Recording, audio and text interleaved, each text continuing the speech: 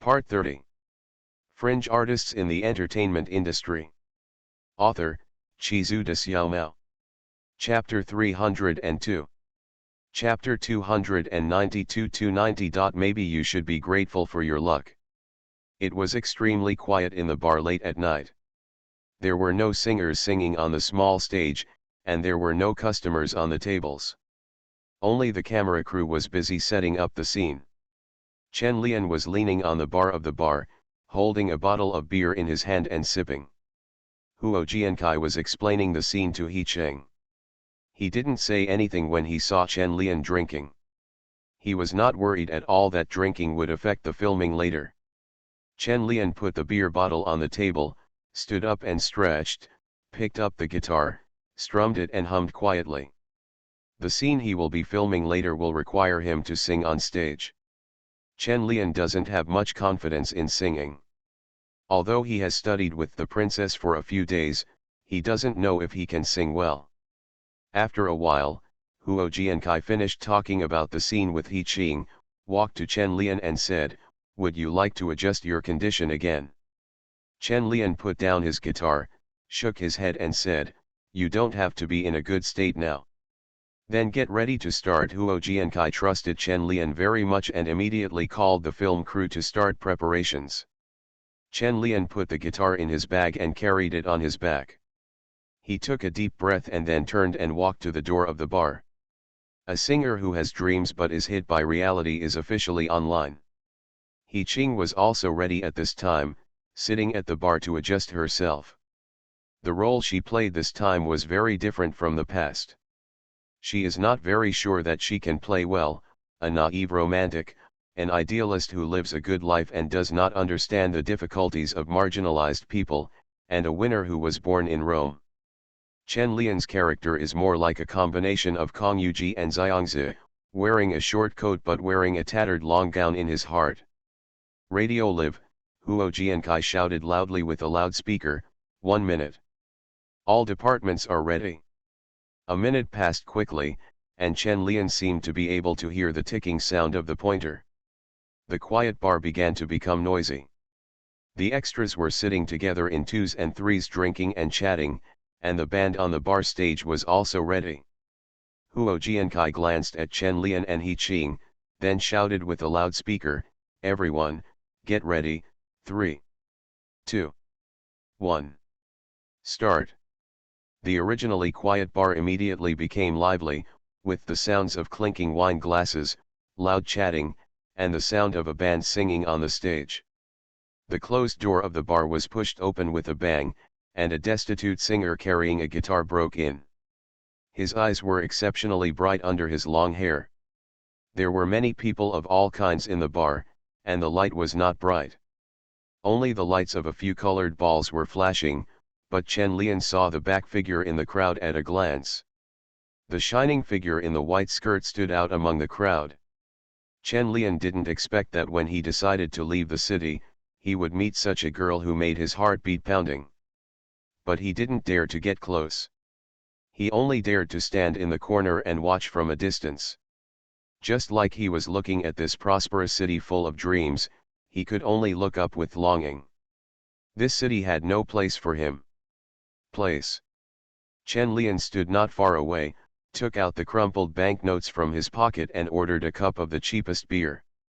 His eyes kept falling on He Cheng, looking at her hesitantly lying on the bar, her beautiful face like a black jewel.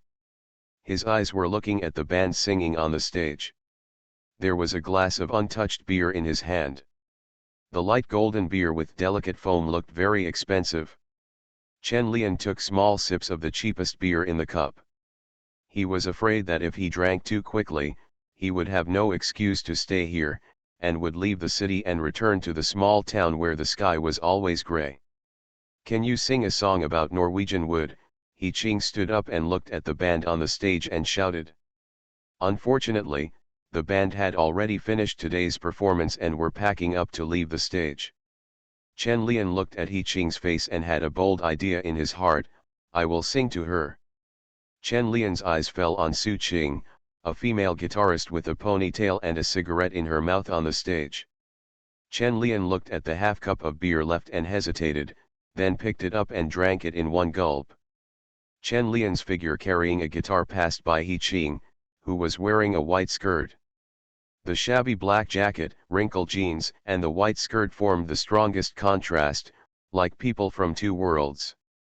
When Chen Lian passed by He Qing, his steps subconsciously slowed down and his breathing became cautious. His cowardice and pretentiousness seemed to be engraved on the soles of his feet, making him afraid to keep his feet on the ground. When Chen Lian's figure appeared on the edge of the stage, the guitarist who was about to go down saw her at a glance and ran over happily and shouted, "Didn't you leave? Are you regretting it again? Great." Chen Lian was silent and didn't know how to explain it. From the corner of his eye, he saw He Qing, who was originally disappointed, looking this way, and he mustered up the courage to say, "I want to go up and sing a song." "Okay." Su Qing jumped up and ran onto the stage to stop her teammates who wanted to go down, begging them to be an accompaniment for her friend. Although the band members were very tired, they still gave them face. Su Qing immediately turned back to Chen Lian happily and said, "Come on. What song do you want to sing?" Norwegian Forest. Chen Lian took a deep breath, took off his guitar and walked onto the stage. He Qing, who had been paying attention to the side in front of the bar, immediately smiled, sat up and looked at this side, his eyes full of expectation. Standing on the stage, Chen Lian saw the clear light and expectation in her eyes, and his eyes subconsciously avoided her. He lowered his head and plucked his guitar. Although the pick in his hand was old, it still made a nice sound. Su Qing stood next to Chen Lian with a guitar and said with a smile, "We are ready and can listen to you sing again." Chen Lian hummed, gently played the guitar, and beautiful music suddenly sounded in the bar. "Let me take off your heart and try to melt it slowly to see if I am still perfect in your heart. Do you still care about me at all? Do you still love me and can't help yourself? Is there a place in your heart that I have never been to?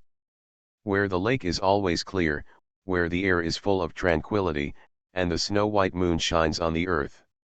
Chen Lian sang this song better than ever before. He seemed to regard the you in the lyrics as the city.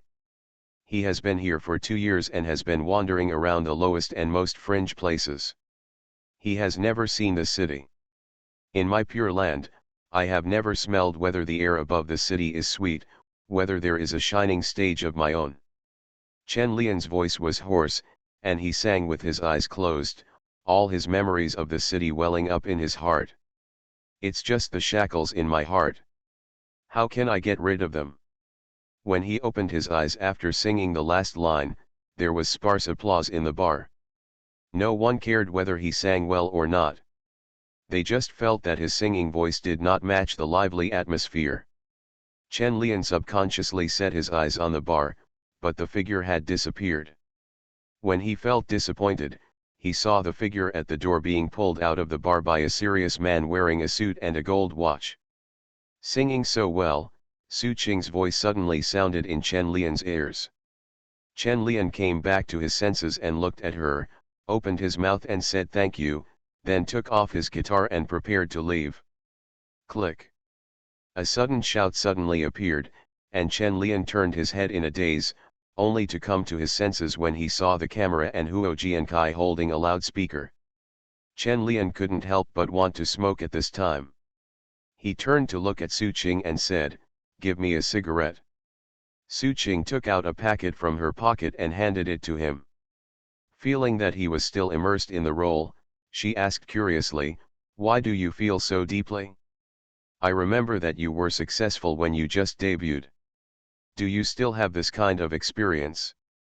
Chen Lian shook his head, lit the cigarette and took a puff before saying, "No, it's precisely because I don't have it that I realize how lucky I am."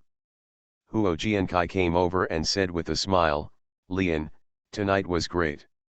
I didn't expect you to sing quite well. I'll call it a day and continue tomorrow." Chen Lian nodded. Just as he was about to clean up, he saw He Qing and Hu Jun walking in from outside. The two of them gave Chen Lian a thumbs up and praised him for singing well. Chen Lian raised his eyebrows. He didn't feel that his singing was that good. Most of them were just compliments. After chatting with them for a few words, Chen Lian packed up and left. Lu Tao, who had been waiting outside the bar, saw Chen Lian coming out and immediately handed over a cup filled with warm wolfberry tea. Chen Lian waved his hand and didn't answer. After getting into the car with Lu Tao, he leaned tiredly on the back seat and said to the driver, "Go home." After working as a driver for Chen Lian for several months, she already knew that when Chen Lian said she wanted to go home, she meant going back to Chen Lian's own home, not to Gong Li or Chen Myron's place. When the car arrived home, Chen Lian opened his eyes and looked at Lu Tao and said, "You don't have to follow me tomorrow. Go to the company and help me keep an eye on the progress of the pearl restitution." Chen Lian also had another concern, which was that when he was on set, Lu Tao would come over to ask for help as soon as he took a break, which affected his state. If it wasn't for a better rest, Chen Lian wouldn't even want to sit in the car. Lu Tao didn't know what Chen Lian was thinking, so he nodded seriously and agreed. Then he watched Chen Lian go home and then took out his mobile phone to make a call. However, seeing the driver next to him, Lu Tao put it away again and planned to call again when he got home at night. The driver next to him glanced at him without saying a word, started the car and drove away. After sending Lu Tao to the place, he said, "You are teacher Chen's assistant, you know that, right?" Lu Tao was stunned for a moment and didn't understand what she meant. The driver shook his head and said to her, "You are from the art troupe. You should understand one thing. Don't be clever. Teacher Chen is much smarter than you think." Lu Tao frowned and didn't quite understand what she said. He just replied lightly and said, "I don't know what you are talking about." He got out of the car and left. Looking at Lu Tao's leaving figure, the driver sighed, "Silly girl, forget it and just drive your own car honestly, who can control the thoughts of these little girls?" On the other side, Chen Lian didn't take off his clothes at this time. He was lying on the sofa looking at the room without turning on the lights in a daze, and fell asleep unknowingly. The muted mobile phone on the coffee table lit up several times, but Chen Lian, who was asleep, didn't notice it. The next morning, Chen Lian set his cell phone to ring when he was washing up. Just after breakfast, his cell phone rang. It was Li Dabai calling. Chen Lian picked up the call and chatted for a few words before hanging up. After a while, Chen Myron also called and asked why Chen Lian didn't go back last night. No one answered the phone. Chen Lian still dealt with it perfunctorily. After hanging up the phone, he turned off the phone and left it at home, and went to the studio to film. After arriving on the set, Chen Lian became the singer who had no place to live again, still wearing the same cool-looking but dirty clothes. The scene that was shot today was not in a bar, but in his small, cramped, dark and damp single room. It was in a tube building that was about to be demolished in the second ring road. It was a small single room of only 5 or 6 square meters without windows. There were only Chen Lian and the photographer in the room, and the rest of the crew were outside. Huo Jiankai looked at Chen Lian on the screen through the monitor, and only called start after seeing that he had adjusted his condition. In the small, dark room, there was only a bed and a table. There was a second-hand rice cooker on the table, and the lid of the rice cooker was pitted. Chen Lian sat on the bed, dug out half a package of noodles and threw it into the rice cooker. He watched the heat continue to evaporate, and the room seemed to become more humid. A bowl of water with a few drops of soy sauce was his breakfast. The noodle soup was tasteless and the noodles were overcooked. He couldn't even pick it up with chopsticks, so he could only pick it up while holding the bowl. Clang!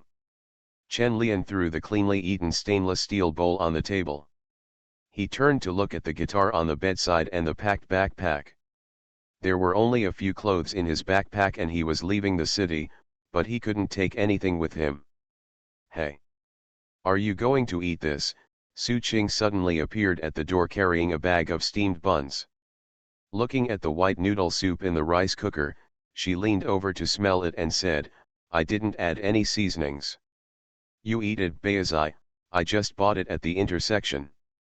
Chen Lian looked at the buns handed over by Su Qing and swallowed. His stomach that was full just now seemed empty again. Su Qing stuffed the buns directly into Chen Lian's arms, and sat huddled with him on the edge of the bed. Looking at the backpack on his bedside, she couldn't help but ask, "Are you still going? You can stay even if you don't sing." Chen Lian's hand holding the bun paused without making a sound. Su Qing seemed to be talking to herself, holding her chin and said, "Actually, I can do anything. I just want my family not to worry about me. I work in a supermarket during the day and can sing at night, which makes my life feel wonderful." After Su Qing talked a lot, she glanced at the time and then hurriedly stood up and said, "I'm going to be late for work, I'm leaving first." Su Qing ran to the door and turned to look at Chen Lian and said, "I'll wait for you at the bar tonight." With Su Qing's back facing the light, and the gray sky behind her, her face could not be seen clearly. Chen Lian could only hear her voice and watch her disappear through the small doorway. It was very cold in the early spring morning, but the buns in Chen Lian's hand were very hot, as if they had just come out of the pan. Eating them warmed your heart.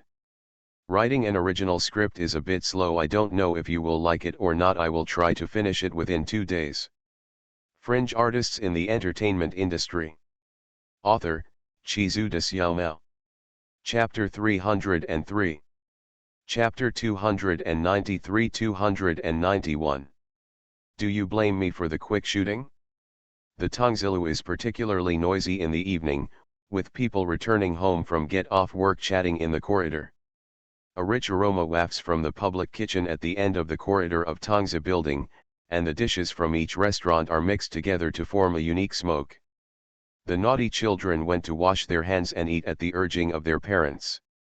The husband, who had just gotten off work, took some fruit to share with his neighbors. Everything here is so happy and healthy. Although they are not rich, they have their own little world in the city. Chen Lian looked at the ticket in his hand, squeezing it tightly with his fingers, and the backpack lying crookedly beside his feet. Bang! The guitar leaning against the wall suddenly fell over and fell into Chen Lian's hand, blocking the train ticket. Chen Lian looked at the guitar in silence, thinking of the girl who left before he finished listening to his singing. He suddenly held the ticket in his hand and threw it to the ground. He put the guitar on his back and walked through the lively corridor full of fireworks and stepped into the dark night. On the street in front of the bar, young people were walking in 2s and 3s on the street, chatting about their interesting stories, laughing happily and with brisk steps and full of vitality. Chen Lian pulled up the zipper of his jacket and looked at the bar that had just opened. He walked in and took a look. He looked around but did not find the figure from yesterday. So he quietly retreated, walked to where he was yesterday, leaned against the entrance of the dark alley, and waited silently. The neon sign of the bar flashed for a few times and suddenly went out. The light and shadow on Chen Lian's face also disappeared. His entire face was hidden in the darkness, and he looked at the colorful world outside with hopeful eyes. Chen Lian fumbled with his fingers in his pocket for a long time, took out the crumpled cigarette case, took out a bent cigarette that was still pressed, and put it to his mouth. Hissing yellow flames suddenly appeared, igniting the cigarette butt and illuminating Chen Lian's face. A girl in a red dress suddenly appeared and walked quickly across the alley. Her steps were a little hasty and annoying, and the skirt of the red dress swirled and disappeared. In front of Chen Lian, the figure who left in a hurry seemed not to have seen the down-and-out man hiding at the entrance of the alley. Chen Lian looked at the cigarette in his hand and slowly smoked it. He waited until the band in the bar stopped singing before walking into the bar with his guitar on his back. On the stage, all the members of Team U were packing up and getting ready to leave. Only Su Qing was still standing there looking at the bar door. When Chen Lian opened the door and came in, a smile appeared on her face and she waved to Chen Lian. Su Qing turned to the team members and asked, My friend is here, can you help me? I'll treat you to a supper tonight. The band's drummer couldn't help but joke, whether you like him or not, his singing is just average. Help, Su Qing begged with her hands clasped together. At this time, Chen Lian had already walked to the audience. Before he could open his mouth, Su Qing said to him, "Come quickly, I'm waiting for you." The rest of the band looked at each other and shrugged at this, all reluctantly getting ready again. Chen Lian walked up and said thank you, then took off his guitar and tuned it. "Brother, what are you singing tonight?" the drummer asked from behind. Chen Lian turned to look at him and said, "Norwegian Forest." "It's this song again, can't we change it to another one?" the drummer complained, and under Su Qing's pleased eyes, he mumbled something and stopped talking. Chen Lian glanced at Su Qing gratefully, then turned and glanced at the girl in the red dress sitting at the bar. She ordered a colorful cocktail tonight, but she still kept it on hand and did not drink it. Chen Lian took one look and then withdrew his gaze, gently strummed the guitar and sang the song Norwegian Wood. The singing tonight is no different from yesterday. The atmosphere in the bar is still the same as yesterday. No one paid attention to Chen Lian's singing. A man wearing glasses took one look and looked away. It seemed that Chen Lian was not as cheap as the glass in front of him. Beer is attractive. The girl in the red skirt just sat there quietly as if in a daze, or listening to Chen Lian's singing. After the song was finished, when Chen Lian turned to look at the bar again, the girl disappeared again. The cocktail was taken away by the bartender, and all the water stains on the counter were wiped clean, as if she had never appeared. Same. Chen Lian watched in silence for a long time, and when he was about to step down, a waiter came over with a small flower basket and said to Chen Lian, "Someone gave me a flower basket and said that you sang well, but you are not the resident singer in our bar and you don't get commission. Here you go, do you want this flower basket?" Just when Chen Lian was about to ask who sent it, Su Qing next to him said happily, "Did someone send you a flower basket? I just said you sang well." Chen Lian's words were interrupted by Su Qing, and he didn't have the courage to ask. He just took the flower basket and said thank you. Su Qing looked at Chen Lian happily and said, "Let's have supper tonight, I'll treat you." Chen Lian held the flower basket, shook his head and said to Su Qing, "Thank you, I won't go. Next time. Next time I have a chance, I'll treat you to dinner." In Su Qing's disappointed eyes, Chen Lian left with a guitar and a small flower basket on his back. Tonight, there was a touch of color in that dim and humid little room, like a different color in Chen Lian's gloomy life. After Huo Jiankai in front of the monitor read all the materials again, he turned to look at Su Xiaoxiao and said, "Honey, your script is really good. Lian's acting is also good." Su Xiaoxiao smiled and said, "Of course. You are also good at taking pictures." Chen Lian sat nearby and listened to the couple complimenting each other. He couldn't stand it anymore, so he silently turned around and went to the bar to get a bottle of beer. He Qing and Su Qing were sitting together chatting at this time. He Qing didn't like his current role a little. He looked at Su Qing and said, "I feel like I don't have much of a role, and I'm the leading female lead. I don't think I have as much of a role as you." Su Qing smiled and said, "I also want your role." "How great, just like Baiyu Egwang." "Come on, it's just a symbol of stream of consciousness." He Qing sighed, turned to look at Chen Lian and said, "We are all foils, he is the real protagonist." "It's a good foil," Su Qing said nonchalantly, "he acts well and is famous. It's not shameful to be his foil." He Qing nodded and said, "That's true. Sister, I won't talk to you anymore. I'm going to have a drink too, otherwise I'll be busy again later." Su Qing stood up and ran to Chen Lian, unceremoniously took the beer in front of him and took a big sip, shuddering in comfort. "It's so cold." Su Qing's expression was a little cute, but her movements looked very charming, especially there was a little glistening beer on her chin, and her red lips looked very sexy. Chen Lian looked at the lipstick mark on the mouth of the bottle and stopped drinking. Why don't you drink? Su Qing approached Chen Lian, leaned on the bar and looked at him and asked, do you dislike me for drinking? I don't dislike you either.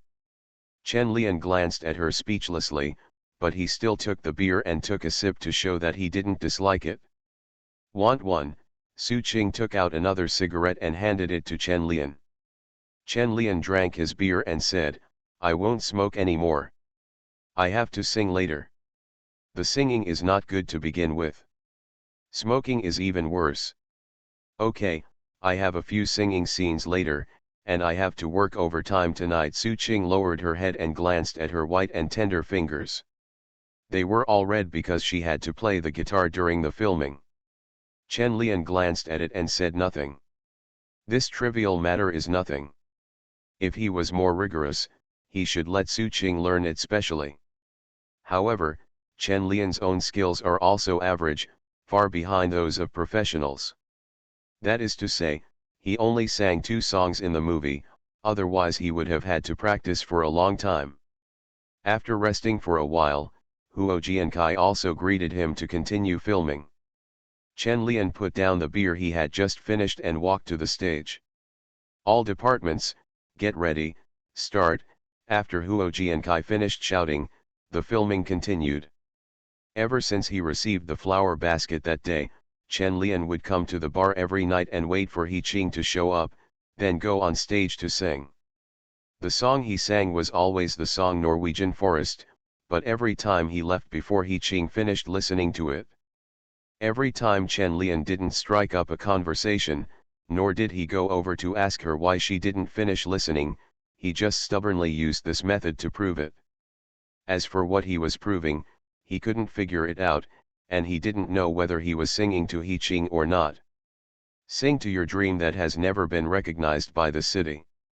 From that day on, Chen Lian never received another flower basket, and the regulars in the bar were tired of hearing this song. Every time Chen Lian went to heaven, some people couldn't help but boo. The accents of people from the capital sounded very arrogant, and those boos with a downward tone made people feel even more harsh. Chen Lian held the guitar tightly every time and endured it all in silence. Only Su Qing was there to encourage him. Every time, he helped Chen Lian ask the band for help, begged the boss to give him face, and playfully joked with the guests, hoping that they would listen to the end. Thank you every time, Chen Lian. I will treat you to dinner next time I have the opportunity. It's just that Chen Lian, who is short of money, doesn't know when he can treat Su Qing to dinner, so every time he says it, he runs away without looking back. After the filming of these scenes, it was already past 2 o'clock in the night. Everyone was very sleepy. Chen Lian's voice was a little hoarse. Su Qing handed over a fat C next to him. Take one, be careful not to be able to talk tomorrow. Chen Lian took it and said subconsciously, thank you, I'll treat you to dinner next time. Haha, stop talking. Su Qing couldn't help laughing, looked at Chen Lian and said, I've heard it a dozen times tonight. Chen Lian also burst into laughter. He really said it right. He threw Pang Dehai into his mouth and looked at her and said, when the movie is finished, I will treat you to a good meal. Su Qing blinked, looked at him and said, you can eat anything, including plain water noodles. Chen Lian smiled and said no, then took the guitar and left. Su Qing looked at his back and muttered that there was no food he wanted to eat. The shooting on the second day was in Tongzi Tower. In that small single room, Chen Lian sat in front of the camera, holding his own stainless steel bowl and sprinkling water on the withering flower basket, his movements pious and focused. Looking at the dew on the petals, Chen Lian somehow thought of Su Qing's round face. He suddenly paused in his movements, put down the bowl in his hand, glanced at the guitar by the wall, and carried it out. Hello, are you short of a resident singer here, in a bar? Chen Lian looked at the bar owner and asked. The bar owner glanced at him, waved his hand and said, no, you can go and ask somewhere else. Chen Lian came out disappointed, changed to a bar and walked in. Hello, are you short of a resident singer here? Is there any original song? Sing a few lines and listen. Every night. You'd better go back and practice before you come back. Hello, boss, are you short of a resident singer? Unnecessary. Chen Lian had been hitting a wall all day long. That night he walked to the bar again, looked at the dark alley, and took another step inside than before. His whole person was completely submerged in darkness. In the darkness, he looked at the feasting outside, his eyes were dry and itchy, and the only cigarette in his pocket was a shriveled cigarette box. Chen Lian looked at the cigarette box dropped on the ground and was silent for a long time. Then he raised his head and stepped on the crumpled cigarette box and walked out of the alley. In the bar tonight, Su Qing didn't wait for Chen Lian to show up. She lay on the bar waiting for He Qing, and she wasn't disappointed because no one sang Norwegian Wood. She sat for a while and then left. On the street outside the bar, Chen Lian passed by a black Mercedes-Benz. The driver was wearing an extraordinarily dazzling gold watch on his wrist. Chen Lian smelled the unpleasant car exhaust and turned around and disappeared around the corner. Okay, let's call it a day. Thank you all for your hard work tonight, Huo Jiankai stood up and shouted. Hu Jun sat in the Mercedes-Benz, opened the door and got out, leaned on the door and looked at Huo Jiankai and shouted, Director, I have been waiting for this shot for more than an hour, you are not allowed to treat me to a late-night snack to comfort me. Just a moment. Huo Jiankai immediately smiled and said, I'll treat you to dinner after the filming is over. TCH. It's exactly the same as what teacher Chen said, Hu Jun couldn't help but complain. You'd be so bored as to pick your fingers at the door of the bar. This movie was so off the mark. It was clearly not like this in the script at the beginning, but why did it suddenly change beyond recognition? Now that it is being filmed, it looks less and less like the female lead. To be precise, both myself and Su Qing are the female leads, but the only real protagonist is Chen Lian. He Qing felt like she was going to be bored to death, but she could still have some fun watching Chen Lian act every day. At least she enjoyed watching Chen Lian's performance. But let's not mention the scene between her and Chen Lian. He Qing glanced at Su Qing, who was smoking, and felt a little envious of how many scenes she had with Chen Lian. At this time, Chen Lian had already strolled back from the other side of the street. He walked up to Huo Jiankai and asked, What content will you shoot tomorrow? Huo Jiankai said helplessly, I have a day off tomorrow. The shooting is too fast now. I have to go back and check the material carefully. Chen Lian, why don't you blame me? I can't save myself any money. You are listening to novels at Bless Up channel. Wish you happiness and luck. Please subscribe to receive new novels. How do you feel about this novel? Please like and leave a comment. Fringe artists in the entertainment industry. Author, Chizu de Xiaomao. Chapter 304. Chapter 294-292. This bowl of rice is so salty. Chen Lian woke up as soon as the early morning sun rose. He sat up in a daze and was stunned for a while before he remembered that he didn't have to go to the set today. However, he couldn't fall asleep, so he got out of bed, washed up, and went out. There was no driver or assistant today, so Chen Lian still felt a little comfortable. He spent the whole morning wandering around alone, and then went down to see the children at Chen Myron's place. In the evening, before Mrs. Chen got off work, Chen Lian ran away early again, as if Mrs. Chen was a terrifying early stage. It's a pity that the eldest daughter was taken to Xiangjiang by Gong Li, although Chen Lian thought in his heart, he couldn't see it. It seems that everyone knows that Chen Lian is filming these days. Even if Chen Lian has a day off, no one calls him. There are quite a few work calls, but Lu Tao is handling them for him. Chen Lian took a break and went to a famous bar to drink at night. He also met a few rock singers and chatted for a while. However, after these rock singers drank too much, The scene was a bit unacceptable. They were good at hooking up with girls. Chen Lian also saw them smoking a strange tasting cigarette, taking a small blue pill while drinking, and tricking the girl into giving it a try. Chen Lian silently helped the girls, stuffed their things back, turned around and left the bar to report them. Chen Lian sat on a stone pillar not far from the bar, smoking a cigarette and watching the police cars with flashing lights go in and take away the people one by one, and sighed helplessly. The movie script was written conservatively, and Chen Lian was wondering whether he should add a paragraph like this to the script to straighten out these messy things. After thinking for a while, Chen Lian took out his phone and called Huo Jiankai. It was already past 10 o'clock in the evening. Huo Jiankai was still looking at materials at Beijing Film Studio. He was still confused when he received Chen Lian's call. "Hey, why are you calling me like this?" Huo Jiankai asked curiously, his tone full of exhaustion. Chen Lian sat on the stone pier, looked at the flashing police siren and said, "Let's add a scene to the script. I came across something very interesting today." "What's up?" "Send a few drug addicts in." Chen Lian took the phone and talked to Huo Jiankai about what happened tonight, but as he said it, he felt that it was not good to include it. Although the movie tells the story of a singer, it is essentially about those who come to the capital to make a living. You are young and your career doesn't matter at all.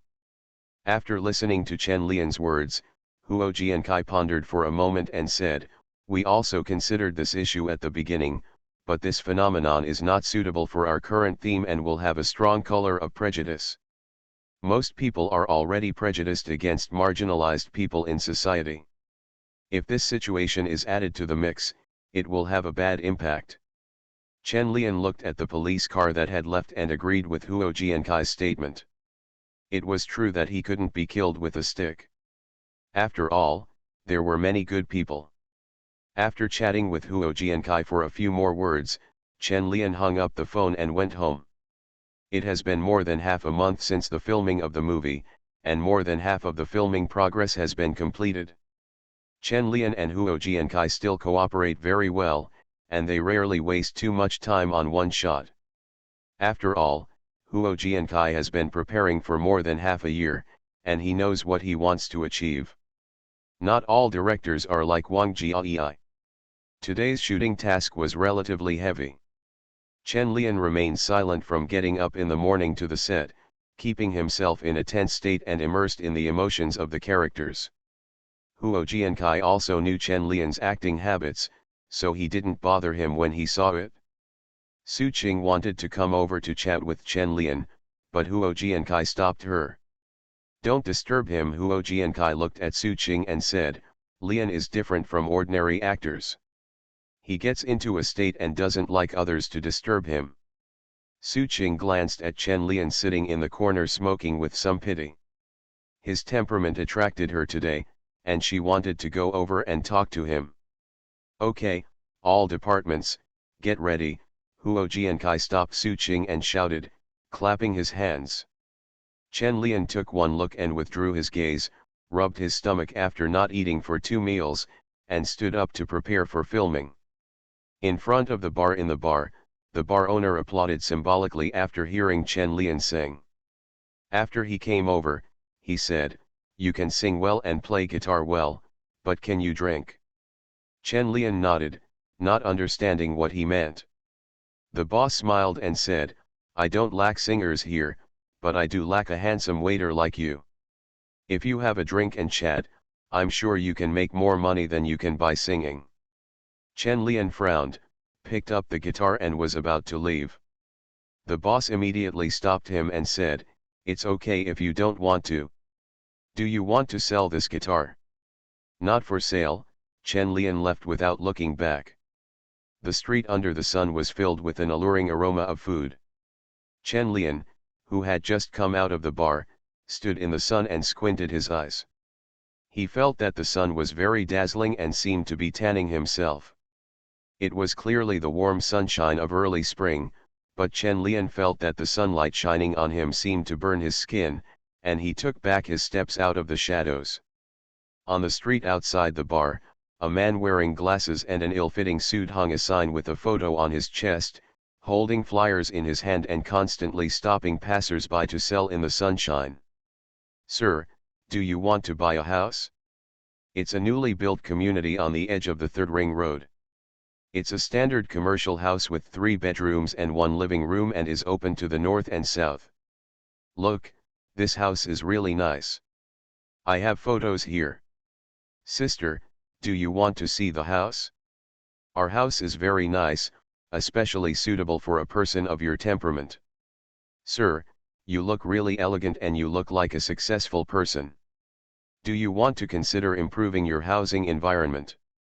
The salesman in a suit was rejected time and time again, and was disliked time and time again. Sweat broke out on his forehead as he ran back and forth. Occasionally, someone stopped, but after asking a few questions, he turned around and left. Chen Lian hid in the shadows and watched the man, watching him running back and forth, watching him saying all kinds of flattering words. He couldn't help but feel an inexplicable disgust in his heart. He didn't know who he hated, but he just didn't want to see the scene again, so he turned around and walked aimlessly against the shadow on the wall, carefully walking as funny as possible, like a coward who didn't dare to face him. The clown against reality. He just took 2 steps and looked back, with a trace of wavering and envy in his eyes. Chen Lian glanced at it and then looked away, put the guitar on his shoulder again, and continued walking along the shadow under the eaves of the store. The aroma of beef noodles kept wafting in the air, and Chen Lian's footsteps were blocked by the steaming pot at the door of the noodle shop. The steam of the noodle soup continued to rise, and the spicy smell penetrated into Chen Lian's nose along with the pot steam. Chen Lian lowered his head and took out his only money from his pocket, and then looked up at the beef noodles that the boss had just made. With red oil floating on it and a few thin slices of beef spread on it. However, the warm banknotes did not fall into the boss's money box. Chen Lian was looking at the soup pot and was about to go around it when a figure suddenly appeared next to him. "Brother, what a coincidence. Come for dinner. Let's go, I'll treat you." The salesman in a fat suit, holding a flyer and a sign in his hand, pulled Chen Lian towards the noodle shop. Chen Lian was a little confused by this sudden situation, but the salesman was unfazed and pulled Chen Lian toward the noodle shop.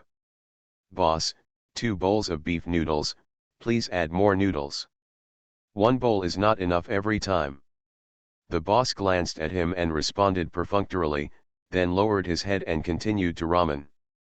The salesman pushed Chen Lian into the noodle shop, pushed him to sit down and then said, "I really like your singing. I went to the bar a few days ago to listen to you singing Norwegian Wood." Chen Lian felt strange and couldn't sit still, but the salesman enthusiastically took out his chopsticks and put them in front of Chen Lian. He also pushed a few cloves of garlic over and said, "If you eat noodles without garlic, the flavor will be half as good." The salesman said with a smile. Seeing that Chen Lian was still carrying the guitar, he asked curiously, "Are you rushing to a show? Are you going to sing tonight?" Chen Lian was silent and didn't know how to face such enthusiasm. The salesman laughed and didn't care, peeling garlic and urging the boss to go faster. He was about to starve to death. Soon the boss brought 2 bowls of noodles and put them in front of them. The ramen, which was decorated with red oil and beef slices, looked attractive in color. The aroma that kept coming into his nose made Chen Lian feel his stomach moving. The salesman opposite had already picked up the chopsticks to pick up the noodles and blew on the noodles. After a moment of hesitation, Chen Lian also picked up the chopsticks and picked up a thin piece of beef. After the salesman slurped down a big mouthful of noodles, he looked at Chen Lian who had just put the meat into his mouth and joked with a smile, "I like to eat the meat at the end. When I was a kid, my mother always said that I was picky. But the other day when I heard you sing, I was generous. I gave you a 50 yuan flower basket without even blinking.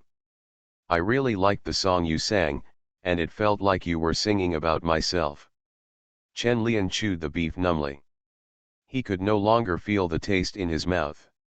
He didn't hear clearly what the salesman said next. Actually, you should sing more songs. If you always sing one song, you can try it next time.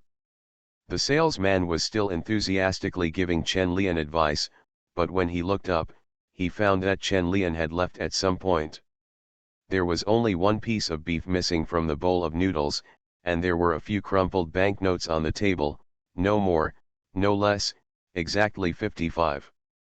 The salesman was stunned for a moment, still picking up the noodles with the chopsticks in his hand, but he couldn't help but sigh. Behind the monitor outside the noodle shop, Su Qing asked curiously, "Where did you find this actor?" "He acted well." Huo Jian shouted "Ka" at first, then turned to Su Qing and said, "Lian's classmate is called Fu Dalong." Su Qing nodded and said, "The performance is really good, but she is a bit short."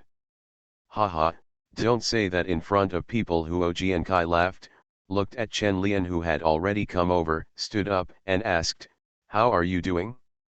Do you want to take a rest?" Chen Lian shook his head and said, "No, let's continue." Huo Jiandi nodded and immediately called the staff to prepare for the transfer. Fu Dalong in the noodle shop looked at the two unfinished noodles and felt a little regretful before running out after taking a big mouthful. Fu Dalong ran up to Chen Lian and gave a thumbs up and said, "You did a great job. You're a good actor." Chen Lian looked at the corners of his mouth and pointed, "There will be some drama later, so I won't care about you. I'll treat you to dinner later." "Hey, didn't you invite me just now?" Fu Dalong smiled, patted Chen Lian on the shoulder and said, "Don't go too deep, be careful." Chen Lian nodded and followed the crew away. After changing the scene, the crew resumed filming, with the camera following behind Chen Lian and filming his back. Chen Lian was walking on the street in a daze, with half of his shoulders exposed to the sun without even noticing. The guitar behind him was swinging precariously, but it was never illuminated by the sun at all. The sun slowly set, and the sunlight gradually dimmed until it finally disappeared completely. Chen Lian walked to the door of the bar where he was singing in a daze. He stood across the road and looked at the bar, his pupils reflecting the color of the neon lights, but his face showed no expression. Just when Chen Lian was about to leave, the girl in a white dress suddenly appeared in front of him again, but this time she was holding a man on her arm, talking and laughing, and holding a beautiful bouquet of flowers in her hand. Only this time, she didn't even look at the bar. She hugged the man's arm and got into a black Mercedes-Benz. Chen Lian looked at the man wearing a gold watch and felt like he had seen it somewhere before. It seemed to be in a high-end office building, or at the entrance of a high-end community, or maybe in a high-end shopping mall. He couldn't remember, but he knew very well that the man and he were in two different worlds. The two people got into the Mercedes-Benz. The man thoughtfully helped the woman fasten her seat belt.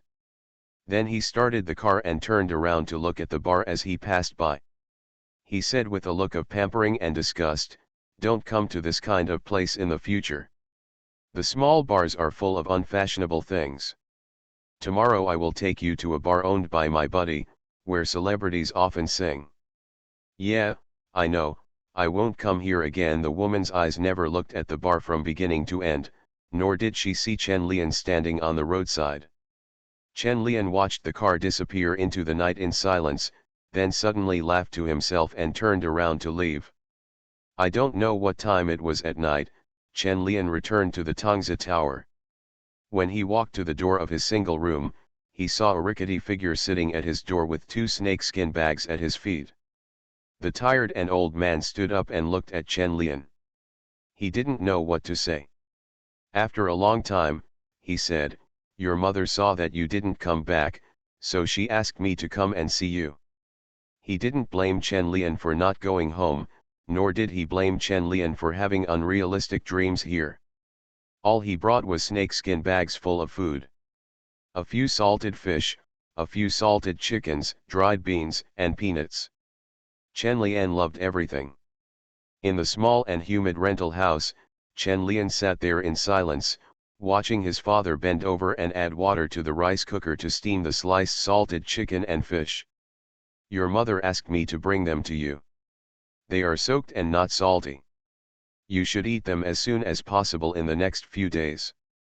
My father looked at the little soy sauce at the bottom of the bottle on the small table and the empty noodle bag. He couldn't help but sigh, turned around and went downstairs. After a while, the smell of rice and salty food came from the rice cooker. This smell seemed to be incompatible with the humid room. The creaking door was pushed open again, and my father came in carrying rice, noodles, and a bag of seasonings. Looking at the tripped rice cooker, I put down what I was holding and went to serve the rice. You usually eat well. If you need anything, call home and ask your mother to send it to you. As his father spoke, he filled a large bowl of rice, which was covered with salted chicken and salted fish. The rice was soaked in the fat of the salted meat and was so shiny that it seemed to glow under the dim light. His father put the rice on the table, then lifted the table and placed it in front of Chen Lian. Then he turned around and put the rice and noodles he bought in the corner. I'm leaving. I have to go back by car. This time I came with someone to deliver goods to the capital. I have to go back in the evening. The father stood up and took out the money from his arms and was about to put it down when he was held by Chen Lian. Your mother asked me to give this to you. His father looked at Chen Lian and said. But the hand holding the money was still pushed back. His father looked at Chen Lian and sighed before putting the money back. The old figure of his father disappeared from the rental house. Chen Lian sat on the bed and looked at the large bowl of bacon rice in front of him. He picked it up and ate it with big mouthfuls, but this bowl of rice was so salty. The tears on Chen Lian's face dripped down his cheeks and fell on the rice. His bulging mouth made no sound, only sobs. Early the next morning, Su Qing ran to Tongzilu with a bag of buns. She knocked on the door for a long time but no one opened it. When she turned to leave, she saw Chen Lian standing behind her. The long hair was gone, as were the cool jackets and jeans. There was only Chen Lian with short hair and a suit. The guitar that had been carried behind his back was also missing. The sun shines on Chen Lian's body, making him look like a wildflower emerging from the soil in spring. Chen Lian is finished. My mother took me on a blind date today, so I couldn't update on time. I'll just update 1 chapter today, and I'll update 2 chapters at noon tomorrow. Fringe artists in the entertainment industry. Author, Chizu de Xiaomao. Chapter 305. Chapter 295-293. Big essay. Honey. Lian, congratulations on finishing. Congratulations to Mr. Chen on finishing the film. The studio of Tongzilu was full of congratulations, and Chen Lian also smiled happily, but he was a little uncomfortable touching his head. But the appearance is good even if you have a short haircut. The psychological changes in the script this time were very sunny at the end. Chen Lian didn't need to adjust his mentality much, and his heart was full of positive energy. I feel like I'm about to get excited. During the month of filming, Chen Lian has always been alone, but he has been cultivating himself for a while. Su Qing looked at the bright smile on Chen Lian's face and felt that the contrast between him was quite big. She had not seen Chen Lian smile a few times during the month of filming. Huo Jiankai smiled and said, "Okay, you call it a day and let's have dinner together to celebrate the completion of Lian." "Okay. Long live the director. Teacher Chen is an investor, so we should thank Teacher Chen." "Haha, long live Teacher Chen." The crew was joking happily, and Su Qing also joined in the fun and said to Chen Lian, "You can't run away tonight, you must treat us." "Please, you must." Chen Lian glanced at Su Qing, who was wearing supermarket work clothes. He felt that she was quite young and cute, but she was definitely not as good looking as wearing a cheongsam. Su Qing felt that Chen Lian's eyes were a bit aggressive, and she involuntarily puffed up her chest, even her loose work clothes were pushed up. Sure enough, It's de he me. Chen Lian has already met de he. He doesn't know when he will be able to meet de he me. The filming was finished relatively early, so there was no rush to eat. When the crew packed up and prepared to leave, Chen Lian also planned to go home, take a shower and relax. The black Mercedes-Benz had been waiting downstairs for a long time.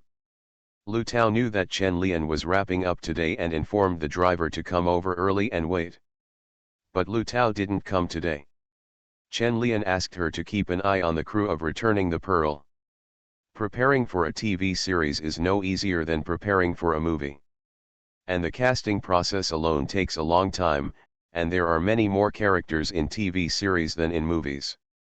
As soon as Chen Lian opened the car door and got in, Su Qing, who had changed her clothes, came over and looked at Chen Lian and said, "Just give me a ride." "Aren't you driving?"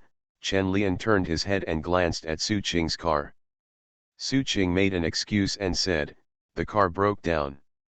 Chen Lian didn't know whether it was true or not, but he still nodded and said, "Come up then."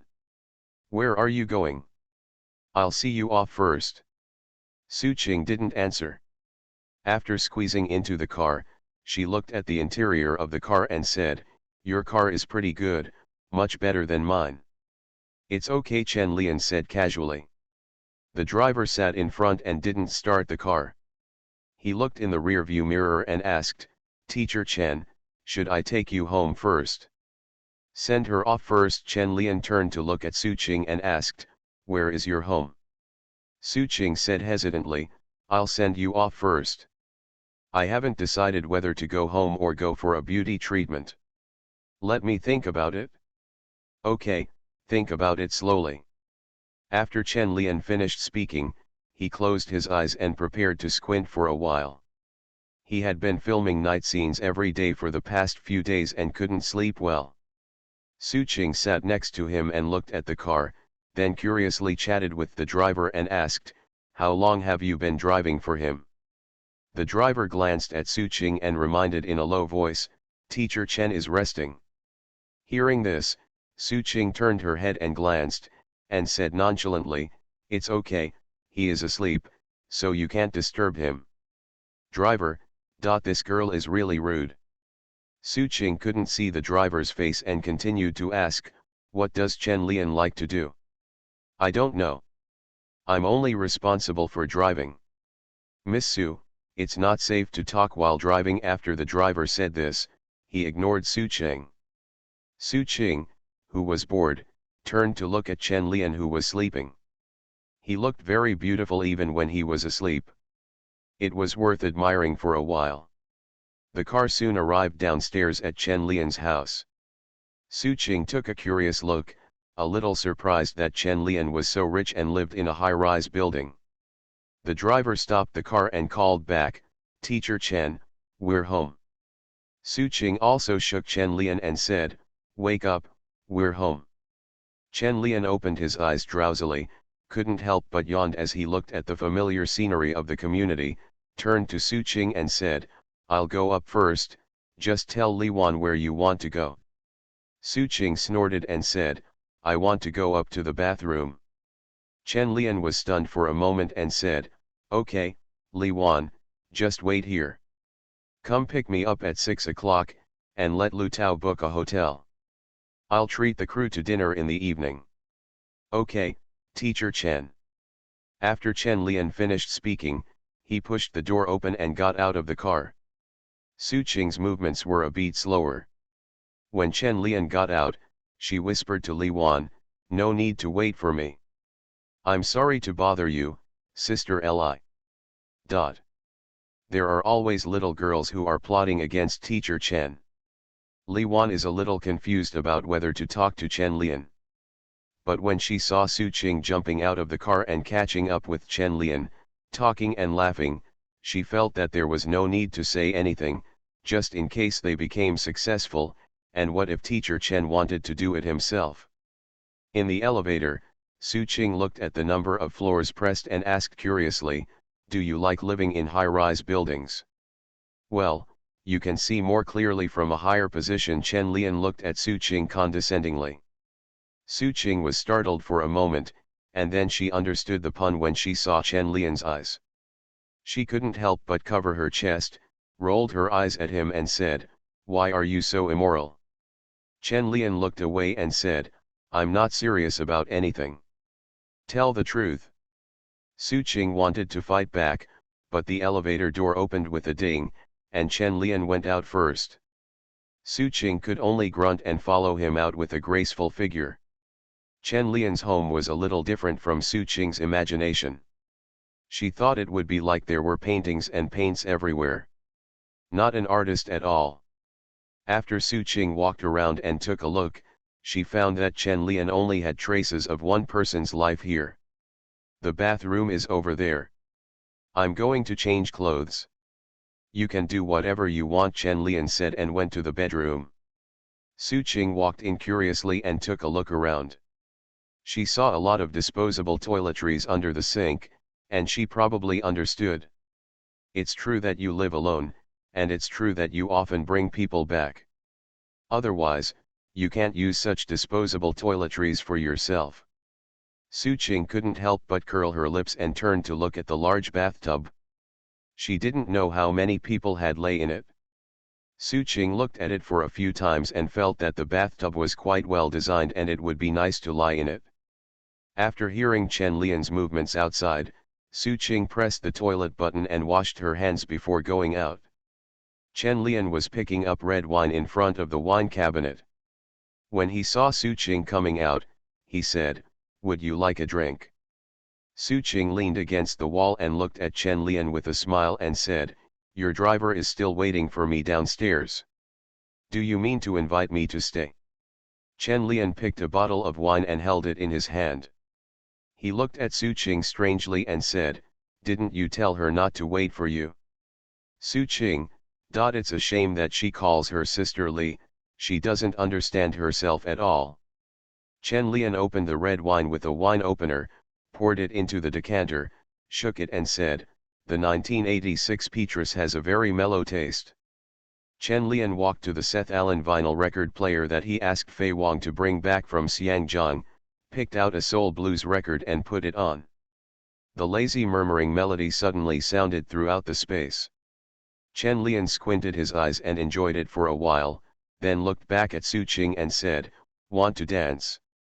Su Qing smiled and stretched out her hand, accepting Chen Lian's invitation. She loved this artistic and romantic feeling, full of petty bourgeoisie. Chen Lian walked over and took Su Qing's hand, put it around her waist and swayed to the rhythm of the music. The aroma of red wine is constantly evaporating in the air. The rich aroma of wine and the lazy music are intoxicating, and the two bodies are getting closer and closer. Chen Lian looked at the fascinated Su Qing and said with a smile, "You stepped on my foot." Su Qing raised her head and looked at Chen Lian, her eyes seemed to be stretched like hooks. She couldn't help but put her little hands on Chen Lian's chest, looked at him and said, "Then you can step back." Chen Lian couldn't help but rub the hand around Su Qing's waist. When the music ended, he let go and said, "That's not what a gentleman should do."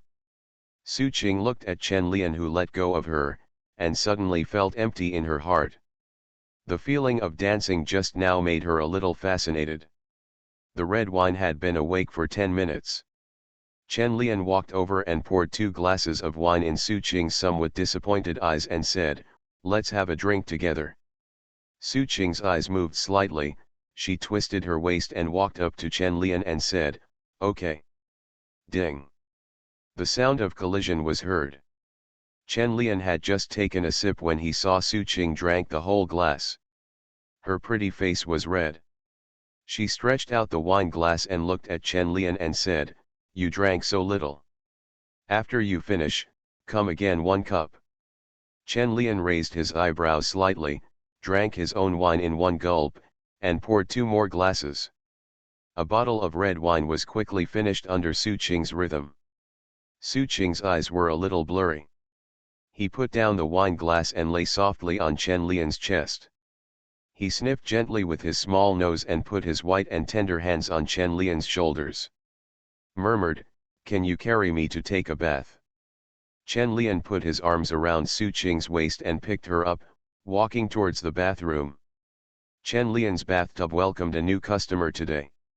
Su Qing, who was lying in the bathtub and taking a bath, squinted her eyes and seemed to enjoy this feeling.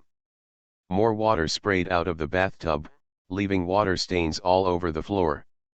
Chen Lian felt a little regretful because he didn't have a palm-sized seal, otherwise he could have sealed a Lian treasure. But I have a slap in my face. I can't stand it anymore. I'm dizzy. You can't drink it anymore, Su Qing begged for mercy. It's a pity that begging for mercy at this time is useless. If I had known this, why bother in the first place? Don't you like to make people drink? What if I don't let you have a longer memory? At 6 o'clock in the evening, Li Wan drove downstairs on time and waited for Chen Lian to come down, but after waiting for more than 10 minutes, Chen Lian was still nowhere to be seen. Li Wan took out the phone and hesitated whether to call Chen Lian, wondering if she would be scolded if she delayed someone's good deeds. However, if she missed the party time in the evening, she would probably be scolded even worse. Li Wan hesitated for a moment and dialed Chen Lian's number. The call was picked up after a while. Hey, you're here. Well, just wait a little longer. He'll be fine soon.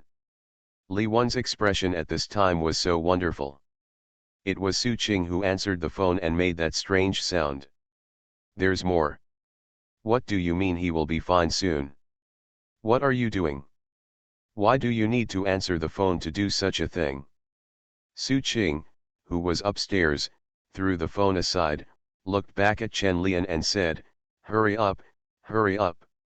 Su Qing was confused and forgot that she had not hung up the phone. Her voice was clearly heard by Li Wan downstairs. Li Wan listened to the voice on the other end of the phone and quickly hung up the phone with a red face. She couldn't help but cursed, you, little slut. Li Wan waited downstairs for more than 20 minutes before Chen Lian and Su Qing came downstairs. Li Wan felt extremely embarrassed at this time, but Su Qing acted like nothing was wrong, leaning on Chen Lian and saying coquettishly, I'm so tired, I'll take a nap, and you can call me when you get there. Chen Lian hummed and said to Li Wan, drive slowly and don't be in a hurry. I've already told Lao Huo. Li Wan looked at Su Qing's flushed face through the rearview mirror and couldn't help but feel envious before starting the car and driving towards the Capital Hotel. The dinner party in the evening was to celebrate Chen Lian's first filming, and almost everyone from the crew came. Both Hu Jun and He Qing were a little envious of Chen Lian for wrapping up the film so quickly. The two of them still had a lot of scenes to shoot, and they still had to stay on the set. The same is true for Su Qing. Chen Lian's scenes were filmed intensively, but the others were not filmed. Although Chen Lian is not the first actor to finish filming, he is the first among the protagonists. Plus he is an investor. Everyone's target tonight is him. There is basically no one on the crew who can't drink. In addition, there is Hu Jun, a massive presence. Chen Lian's wine glass is never empty. As soon as he finishes drinking, Su Qing next to him fills it up for him. It seems like she is retaliating against Chen Lian for saging her in the afternoon. You asked me to seduce me. Now it's my turn to seduce you. Su Qing poured another glass of wine under Chen Lian's resentful eyes and whispered, who told you to drink me this afternoon? It's almost full. Chen Lian coughed awkwardly. He had been saving for a month. How could he be dissatisfied? Under Su Qing's deliberate revenge, Chen Lian didn't even survive until 9 o'clock before he was completely cut into pieces and carried out. Su Qing also ran with Chen Lian, and everyone in the crew showed meaningful smiles. Everyone understood. Huo Jiankai rubbed his chin and couldn't help but feel wise about his decision to ask Su Qing to play the second female lead. But I also envy Chen Lian's charm. He hasn't even taken the initiative to talk to Su Qing in the past month, so why did he succeed as soon as the deal was completed? What kind of method is this? Huo Jiankai said that he was envious, but even if he knew, he had no chance. His wife was watching by his side every day, so even if he had the skills, he wouldn't be able to use them, let alone not yet. Fringe artists in the entertainment industry. Author, Chizu de Xiaomao. Chapter 306.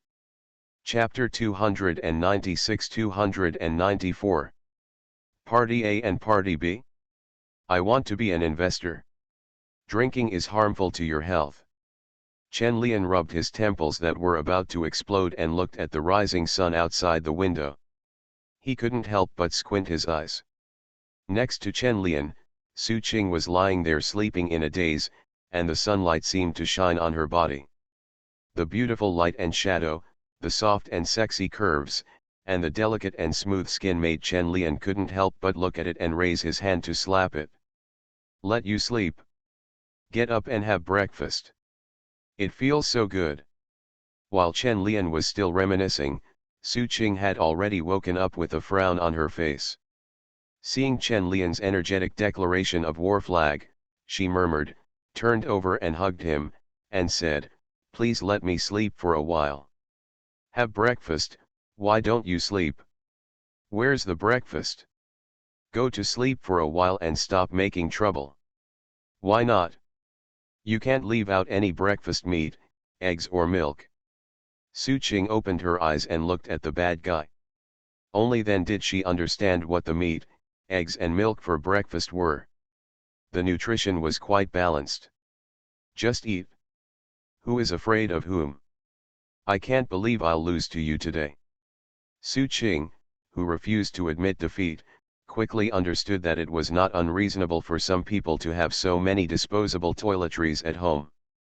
Near noon, Su Qing and Chen Lian went downstairs together, but one was full of energy and the other was hanging limply on Chen Lian. Li Wan had no reaction to the scene at this time, and sent Su Qing home first according to Chen Lian's instructions. After sending Su Qing away, Chen Lian went to the company. It's already early May, and the preparations for returning the pearl are almost complete, but the casting has not yet been completed. Chen Lian has mentioned several actors to Chen Myron before, but I don't know if she has found them yet. When Chen Lian arrived at the company, there were so many people at the door that Chen Lian didn't even want to get out of the car. "Why are there so many people?" Chen Lian asked with a frown. Li Wan immediately replied, "I have been casting for the past few days. They are all here for auditions."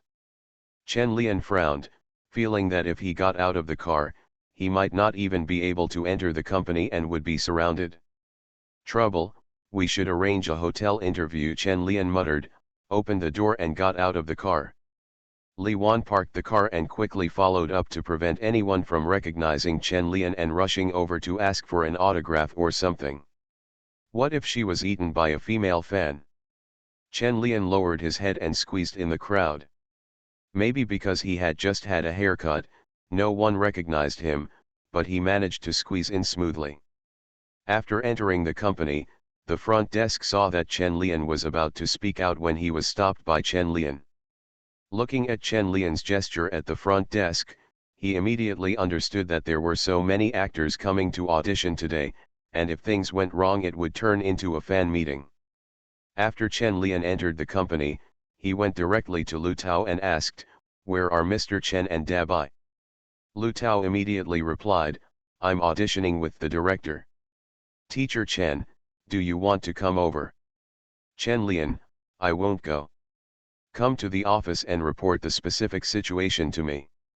In the office, Lu Tao and Chen Lian explained the situation of returning the pearl in detail. It was already decided that Zai Wei was Chen Zihan and Yanzi was Fan Bingbing. Qian Yao didn't say much. As for the actor Qian Yao, he still recommended Su Yopeng to play Yankee and Chen Zhepeng to play Forte. Chen Myron has already agreed to this. It will be easier for Huanzu to enter the Wanwan market with Su Yopeng and Chen Zhepeng joining the cast. As for the role of Erkang, it hasn't been decided yet. This is the role auditioned today. As for Queen Golden Lock and Grandma Rong, they haven't been decided either. Teachers Li Minqi and Dai Chun Rong recommended by Chen Lian were not directly chosen by Chen Myron.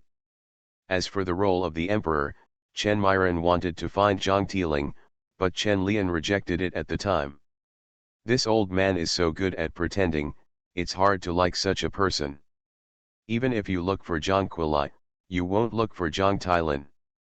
After Lu Tao finished talking about the actor's situation, he added, the plan is to start filming in July. Once the actors are finalized in the next few days, training will begin. Chen Lian nodded and said to Lu Tao, go and remind Mr. Chen that the role of Ant Rong must be played by teacher Li Mingqi. Well, if you give me a little more salary, it will be considered as compensation. Lu Tao didn't understand what this compensation meant, but he obediently agreed. After chatting with Lu Tao for a while, Chen Lian asked her to call Chen Zihan and Fan Bingbing. These are the two most critical people in this drama and must be taught well. These two people were also in the company today and came over soon. Chen Zihan wanted to pounce on Chen Lian as soon as he entered the office. Zhang Qingqing went to Wanwan to film Jiang Su's The Sky Has Tears. No one can beat her anymore. She's going to enjoy the feast alone tonight. A master-servant game for just two people. But before she could pounce on Chen Lian put his finger on her forehead. As for the company, pay attention to your image. Chen Lian gave Chen Zihan a hard tap on the forehead, making her take a step back and almost bumping into Fan Bingbing, who was following behind. Fan Bingbing looked at Chen Lian and Chen Zihan like this, and no matter how young he was, he understood that the relationship between these two people was not simple. However, I was very surprised. Chen Miren brought her children to the company 2 days ago. Chen Lian didn't accept this. Scumbag. A complete scumbag. Chen Lian glanced at Fan Bingbing, who had not been polluted by the entertainment industry, and then said to Chen Zihan, in the future, you should pay attention to your behavior in the company and don't lead the newcomers into bad ways. Oh, Chen Zihan said a little aggrievedly. The first lady in the company has no face at all. Chen Lian looked at the two of them and said, your roles have been decided. You must seize this opportunity. I am very optimistic about this drama, otherwise I would not have spent so much money to get it from Qian Yao. Hearing what Chen Lian said, Chen Zihan and Fan Bingbing suddenly felt very stressed. The two of them were not newbies, and they had no reputation at all. They were all worried that their performance would be ruined. Chen Lian didn't want to put so much pressure on them, so he said, just act as you are. The most important thing is to relax, listen to the director, and don't be restrained. Chen Zihan and Fan Bingbing immediately nodded like chickens pecking at rice, still feeling very uneasy. It doesn't matter if you don't perform well. The worst you can do is lose some money, and you will gain experience. Chen Lian paused for a moment and then said, but I hope you will seize this opportunity and fly into the sky, otherwise you may not have such a good opportunity next time. Chen Zihan took a deep breath and said, don't worry, I will perform well and I will definitely be more popular than Zhang Qingqing in the future. Fan Bingbing didn't have Chen Zihan's obsession, but he still promised, I promise not to disappoint teacher Chen. Chen Lian smiled and said, as long as you have this confidence, you can always come to me if you don't understand anything about the performance. Then I'll go find you tonight, Chen Zihan said immediately. Fan Bingbing originally wanted to agree, but when he heard Chen Zihan said that he would go find Chen Lian in the evening, he held back his words. She couldn't go to Chen Lian at night. Chen Lian smiled and said, okay, let's get to work. Chen Zihan and Fan Bingbing walked away grandly together.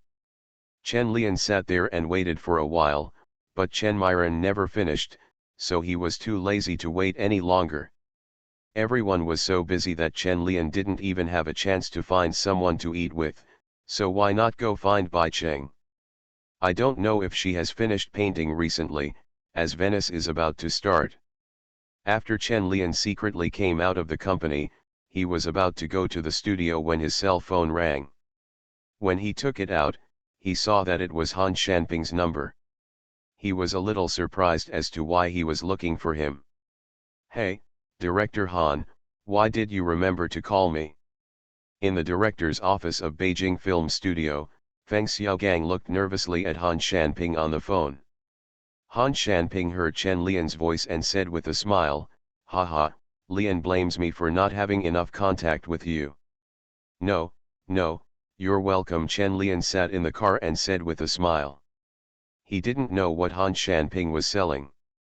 Han Shanping smiled and said, "I don't know if you have time today. I would like to treat you to a meal." After hearing this, Chen Lian probably knew something in his mind. He probably asked him for help with something, most likely because he wanted to attract investment, and he didn't know it was a movie. "No problem. I'll definitely have time when director Han calls me." Chen Lian agreed with a smile, chatting with him for a few more words before hanging up the phone. In the Beijing Film Studio, Feng Xiaogang saw Han Shanping hang up the phone and immediately said, "Director, how are you doing?" He agreed. "Let's meet in the evening. It's up to you whether you can get the investment. By the way, remember not to call him Mr. Chen. Mr. Chen is the one in his family. Just call him Teacher Chen." "Good." Feng Xiaogang agreed immediately. He just had nothing to do with Chen Lian. He was confident in the script he had been polishing for several years. If that doesn't work, go find Mao Kijhan. He has already found someone to start a relationship with Mao Kijhan, but now that Mao Kijhan is in the sunset, he is not Feng Xiaogang's best choice. A newly rising rich man like Chen Lian is the best choice. What's more, he is still in the industry and likes to invest in movies and TV series. He is simply the best choice. In the evening, Chen Lian met Han Shanping. When he saw the ugly guy next to him, Chen Lian knew what movie he wanted to invest in this time. "Party A and Party B, it's a Lunar New Year stall, it's worth investing." This drama was actually quite difficult to produce. First, there were problems with the script, and Feng Xiaogang took advantage of Wang Shuo being forced to go abroad and didn't give anyone a signature. Then there was not enough investment and he needed to raise investment himself. He didn't have the money to rent a tank for half of the filming. All in all, there were a lot of problems, so I was really lucky to be able to finish the filming smoothly. In fact, what amused Chen Lian the most was that Feng Xiaogang originally approached Mao Kijhan for investment, but Mao Kijhan came in halfway through the filming. He had nothing to do with making money from the movie. If you come to yourself now, what happened in your previous life will not happen. Chen Lian quickly walked up and shook hands with Han Shanping, then turned to look at Feng Xiaogang and said, "Hello Chen Lian, didn't you know who you are?" Feng Xiaogang immediately stretched out his hand and said, "Hello, Mr. Chen, I am Feng Xiaogang, a director." "It turns out it's director Feng, whom I've admired for a long time," Chen Lian said politely, then looked at Han Shanping and said, "Director Han, can you now tell me why you came to me?" Han Shanping smiled and said, "Let's go in and eat and chat." Feng Xiaogang also nodded beside him and followed Chen Lian and Han Shanping in. Feng Xiaogang is not a gangster now, he is just an unknown TV drama director with a very low profile. After entering, after half a drink, Han Shanping took the initiative and said, "Lian, I'm here this time. I want your help with a project. Forbidden City Pictures and I are planning to create a Lunar New Year show together, and we selected Xiaogang's script. But it's too early to invest." Chen Lian nodded and said, "The Lunar New Year schedule is good. Our current movie market has a vague concept of schedules. We need to have a clear schedule. Cultivating the market can also cultivate the audience's consumption habits." Han Shanping's eyes lit up, he looked at Chen Lian and said, "Well said, he is indeed a big businessman. He can see the key point at a glance." Feng Xiaogang also flattered him and said, "What Teacher Chen said is really insightful. I'd like to toast you." Chen Lian looked at Feng Xiaogang who was holding up the wine glass and said, "Director Feng, let's stop drinking when we are talking about business, so as not to prevent me from drinking too much and not being able to talk about business." Feng Xiaogang was a little embarrassed, but he had experienced this kind of thing too much, so he smiled and said, "What Teacher Chen said is that I am too excited, haha." Chen Lian didn't care. He looked at Han Shanping and asked, "Director Han, do you have the script? If you want me to invest, you have to read the script first, right?" "Of course there is a script." Han Shanping turned to look at Feng Xiaogang and said, "Xiaogang, show the script to Lian." Feng Xiaogang immediately took out the script and handed it to Chen Lian and said, "This is adapted from Master Shuo's You Are Not a Common Man." Chen Lian pretended not to know and said, "Wang Shuo? Can this script pass the review?" Wang Shuo was banned and hid in the United States. This incident caused quite a big fuss, but Chen Lian was not in that circle and had paid attention to it before. Feng Xiaogang immediately explained, "Master Shuo will not sign, the script has been reviewed." "That's it, let me take a look." Chen Lian then opened the script and started reading. Han Shanping and Feng Xiaogang looked at each other, feeling a little confused. They felt that Chen Lian didn't seem to pay much attention to it, and Han Shanping felt that Chen Lian looked down on Feng Xiaogang. But it's normal to think about it. Feng Xiaogang is really nothing compared to Chen Lian. It's not that Chen Lian looks down on Feng Xiaogang, he just behaves like this deliberately, wanting to take the initiative in subsequent investments.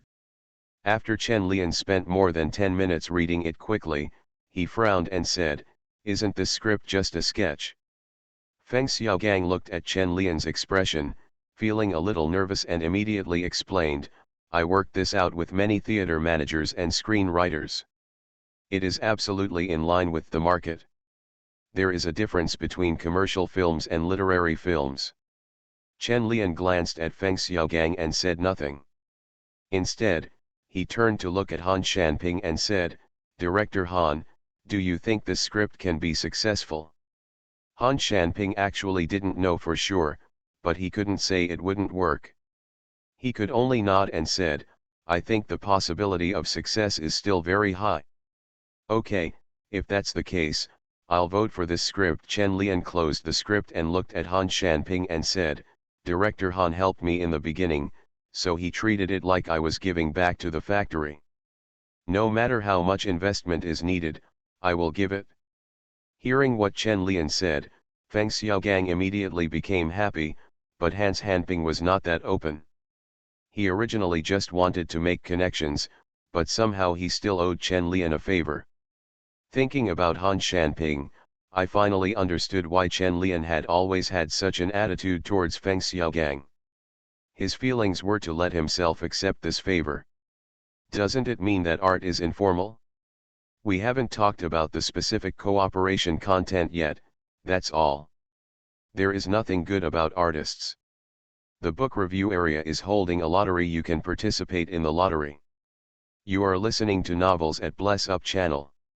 Wish you happiness and luck. Please subscribe to receive new novels. How do you feel about this novel? Please like and leave a comment. Fringe artists in the entertainment industry.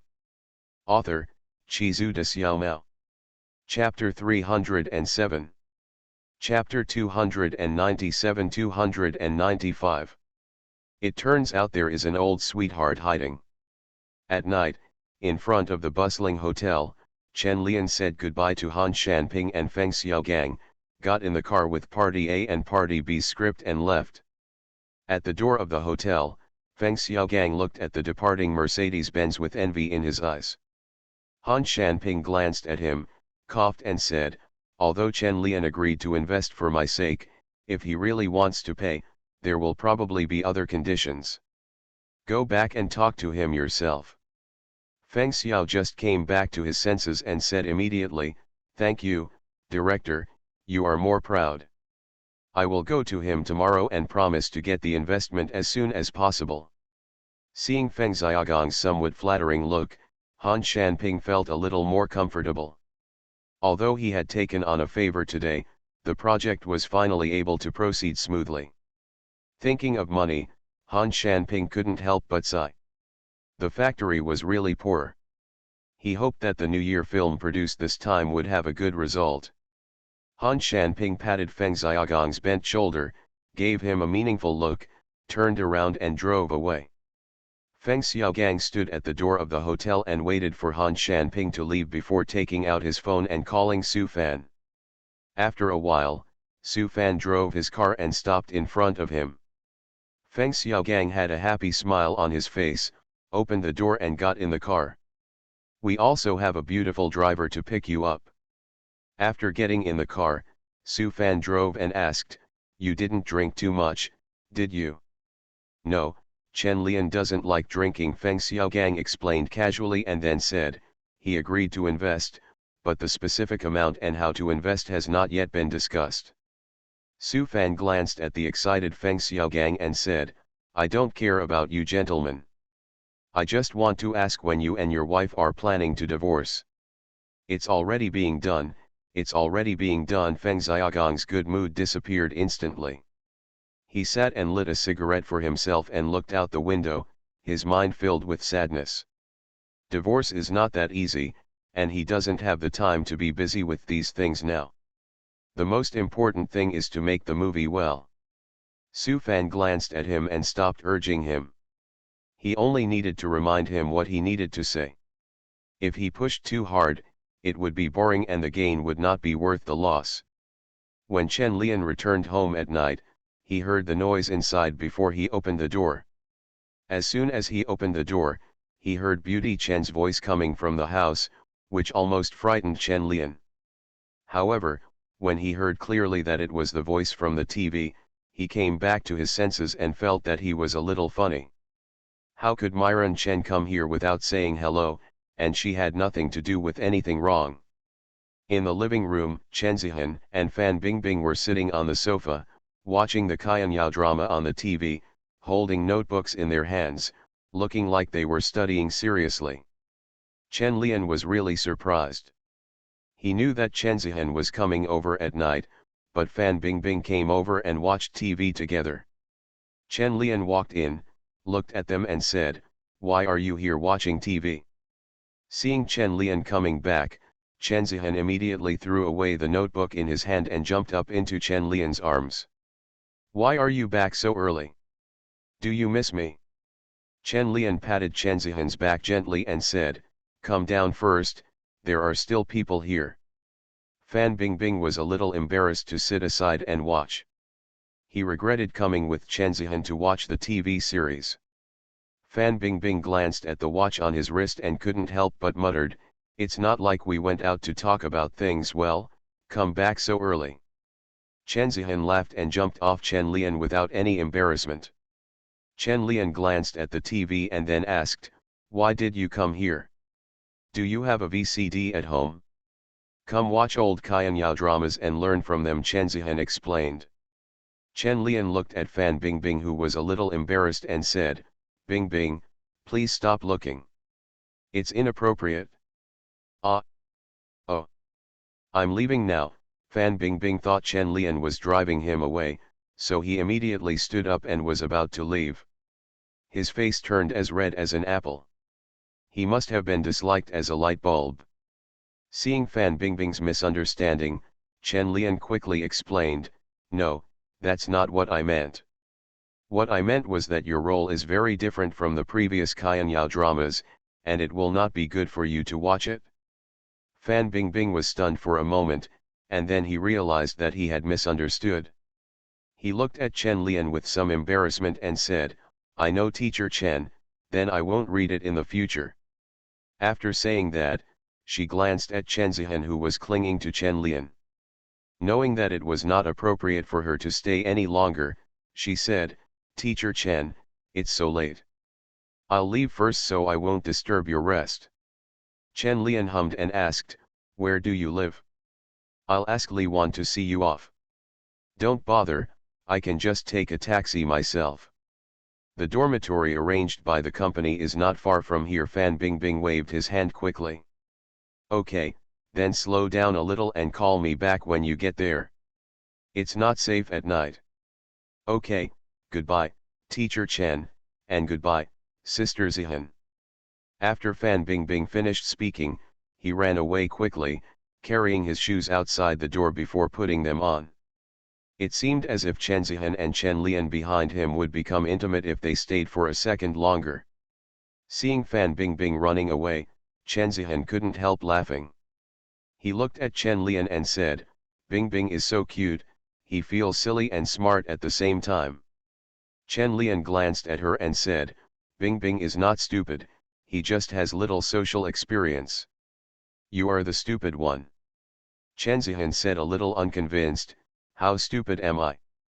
If you're not stupid, can you bring Fan Bingbing to my place to watch TV?"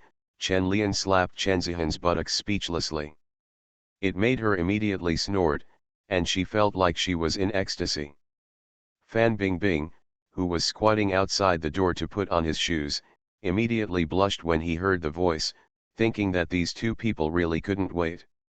"I really can't believe that Sister Zihan is so bold," Fan Bingbing couldn't help but muttered, and then complained, "Teacher Chen is also a big pervert." After Fan Bingbing put on his sneakers, he hugged his bag and ran away, but his face was flushed. He didn't know if he would be able to fall asleep when he went back tonight. Chen Lian, who was in the room, was a little worried that his flat floor was still a little too small. He couldn't even make a private toy house, and now he had to dig through it to find props. The playground of the master servant game is too small, and the experience will decrease again and again. However, there is no time to change for the time being, so let's focus on the small game in front of us first. We can't keep Chen Zihan waiting for too long. I looked for where the metal insert was, and the small silver bracelet I bought last time was nowhere to be found. So annoying. I'll just use the bell clip tonight, and I'll have a paintbrush just in time to practice calligraphy. First write a positive statement, and then write an invitation to enter the urn. Well, write the Diamond Sutra as well, and subjugate the demons tonight. Chen Lian grabbed the fox demon's tail with one hand and started copying the Diamond Sutra with a paintbrush in the other hand. King Kong conquers demons. Subjugating demons is a very energy-consuming task. The key is that this little fox demon is too unwilling to admit defeat. If he loses, he will beg for mercy. After taking a break, he will continue to do evil. After working until late at night, Chen Lian finally exhausted the little fox demon's mana, tied her up with a demon rope, taught her a lesson, and then fell asleep. The next day, Chen Zihan, who had originally planned to act with Fan Bingbing, couldn't go out, so he had to call Fan Bingbing to come to Chen Lian's house. Fan Bingbing didn't want to go because she was afraid of being embarrassed if she bumped into Chen Lian, but the first lady in the company had spoken up, so what could she do? Fan Bingbing was relieved when she arrived at Chen Lian's house and found that Chen Lian was not there. However, looking at Chen Zihan, who was limp and without any strength, she thought Chen Zihan was sick. "Sister Zihan, are you okay? You look so weak." Chen Zihan glanced at Fan Bingbing strangely. He was clearly in high spirits now, but his legs were sore and his butt hurt. "I'm not sick. I was too tired and didn't get a good rest yesterday," Chen Zihan said casually, making an excuse. Fan Bingbing glanced at his watch. It was now 10:30. He left at 9 o'clock last night. He hadn't had a good rest for so long. What on earth were these two doing? Fan Bingbing sat on the sofa with doubts. He felt that the sofa was a little uncomfortable, so he lifted the blanket and took a look. Curiously, he picked up a metal piece that looked like water droplets and was inlaid with diamonds. "Sister Zihan, what kind of jewelry is this?" Chen Zihan, who was drinking water, looked back and immediately squirted out, and quickly ran over and snatched it away. "Oh my God, what a shame, what a shame. If this spreads out, I will be embarrassed." Fan Bingbing looked at Chen Zihan, who was facing a formidable enemy, and said somewhat strangely, "Sister Zihan, what's wrong with you? Is that the jewelry that teacher Chen gave you?" "I didn't mean to take it." "Chen Zihan, stop talking. Shame on you. You must not let Bing Bing spread, otherwise you will be too embarrassed to see anyone. Fan Bingbing was still saying apologetically, not knowing at all that he was about to be gagged by Chen Zihan. Chen Zihan has no experience in blocking other people's mouths, but Chen Lian and Zhang Qingqing have blocked her own mouth, so she has experienced it. She has never eaten pork or seen pigs running. In Fan Bingbing's strange eyes, Chen Zihan suddenly became serious and his eyes became serious and oppressive. Sister Zihan, what are you doing? Fan Bingbing couldn't help but stepped back, looked at Chen Zihan and said, Sister Zihan, how much does your jewelry cost? Can't I compensate you? Humph, you don't need to apologize. Just listen to my sister. Wow, quack quack. This feeling turns out to be so good.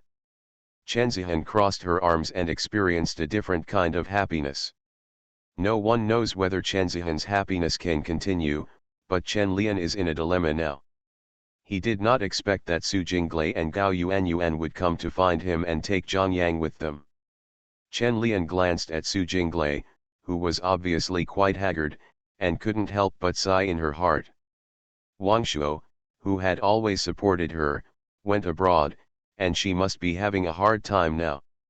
Zhang Yang looked at Chen Lian and said proactively, Teacher Chen, I would like to invite you to star in a unit in the movie. I wonder if you are interested. The male lead in the photo section will play a photographer, and I will play with you. Su Jinglei added next to her. Gao Yuanyuan didn't say anything. Anyway, they were not in the same unit as her. Whether Chen Lian went or not would not have any impact on her, but it would be nice to appear in the same movie. Chen Lian hesitated and said, let me read the script first. I actually prefer roles that are more in contrast to myself. You will like this role, Su Jinglei said immediately, took out the script and handed it to him and said, if you are willing, you can join the filming next month. Chen Lian paused while taking the script and said, then I may not be able to do it. I'm going to Venice to participate in an art exhibition in a few days. I will stay in Venice for at least a month. Hearing Chen Lian's words, Zhang Yang was a little disappointed, thinking that there would be no chance this time. He was very ambitious for this movie and hoped to hire a famous actor like Chen Lian to boost the box office. Zhang Yang was about to give up, but Su Jinglei didn't give up. She put the script in Chen Lian's hand and said, read the script first. It won't take long. Please help me. Chen Lian frowned and took the script and said, I'll think about it and I'll take it if I can. Su Jinglei breathed a sigh of relief when she heard this, and said with a smile, then I'll wait for your news. Don't let me go this time. Chen Lian smiled helplessly when he heard this. He said he would invite her to dinner before, but then he forgot about it, but he didn't expect that she would still remember it.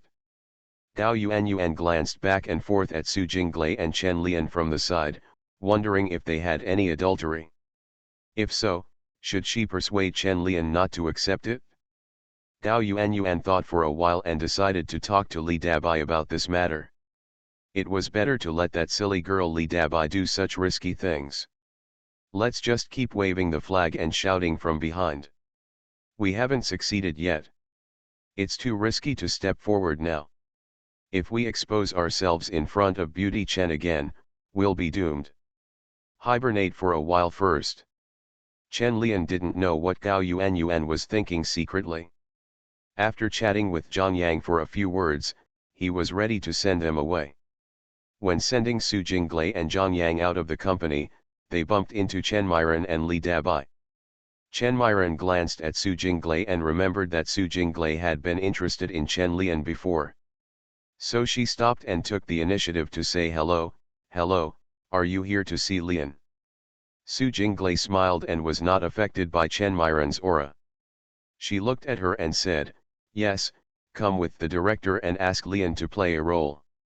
That's it. Chen Miran nodded and turned to look at Chen Lian and asked, you agreed? Aren't you going to Venice? We have agreed to go on vacation in the United States next month. How can you have time to film? Chen Lian, why don't you expose me? I just told people that I am going to Venice to work for a month. Pig teammates. Chen Lian turned to look at Su Jinglei and found a dim look in her eyes. She didn't know whether it was because Chen Lian's excuse just now was exposed, or because the word America reminded her of Wangshuo. Chen Lian looked at Zhang Yang with some embarrassment and said, "Director Zhang, I will consider this matter carefully and give you an answer in the next 2 days."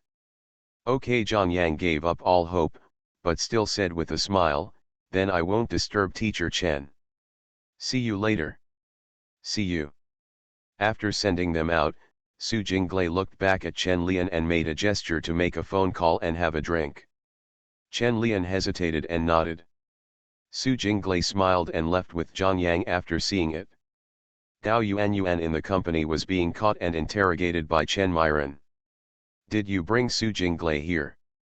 "No, Mr. Chen, don't she and Teacher Chen already know each other? And they seem to have a very good relationship." When Chen Myren heard this, she snorted and couldn't help but said, "I knew he was hooking up with Su Jinglei back in school. Turns out the dog man is hiding one more. Just wait for me tonight." Fringe artists in the entertainment industry. Author, Chizu de Xiaomao. Chapter 308. Chapter 298-296. Gao Yuan, Beauty Chen is so ungrateful. In the quiet office, Gao Yuan, who had finished typing her report, sat beside her and read a magazine, but her ears perked up as she listened to Chen Myren asking Li Dabai about Su Jinglei's situation. Gao Yuan was actually a little surprised. It turned out that she just wanted Li Dabai, a silly girl, to get ahead, but she didn't expect that it was Chen Myren who took action herself. But that's fine, Chen Lian won't have the chance to act. Anyway, they are not playing a couple with themselves. As for Su Jinglei, who cares whether she lives or lives? Unaware of this, Chen Lian had just sent Su Jinglei and the others away when he opened the door and saw Chen Mei and Li Dabai muttering about something. "What are you talking about?" Chen Lian asked without noticing. "Has the audition for Huanzu ended?" Chen Mei and Li Dabai turned to look at Chen Lian with unnatural expressions. Li Dabai didn't feel much at all, but he felt that Chen Lian would not have an easy time tonight. Chen Myren was not that angry at this time. According to what Li Dabai told him, there should be nothing between Chen Lian and Su Jinglei. It was Su Jinglei who wanted to cheat and failed. Chen Myren sat on the chair, looked at Chen Lian and asked, "Are you really ready to take on that drama?" "No, think about it, we don't have time now," Chen Lian replied. Chen Myren nodded when she heard this, which was what Li Dabai said. Chen Lian had no intention of Su Jinglei, otherwise he would have agreed directly.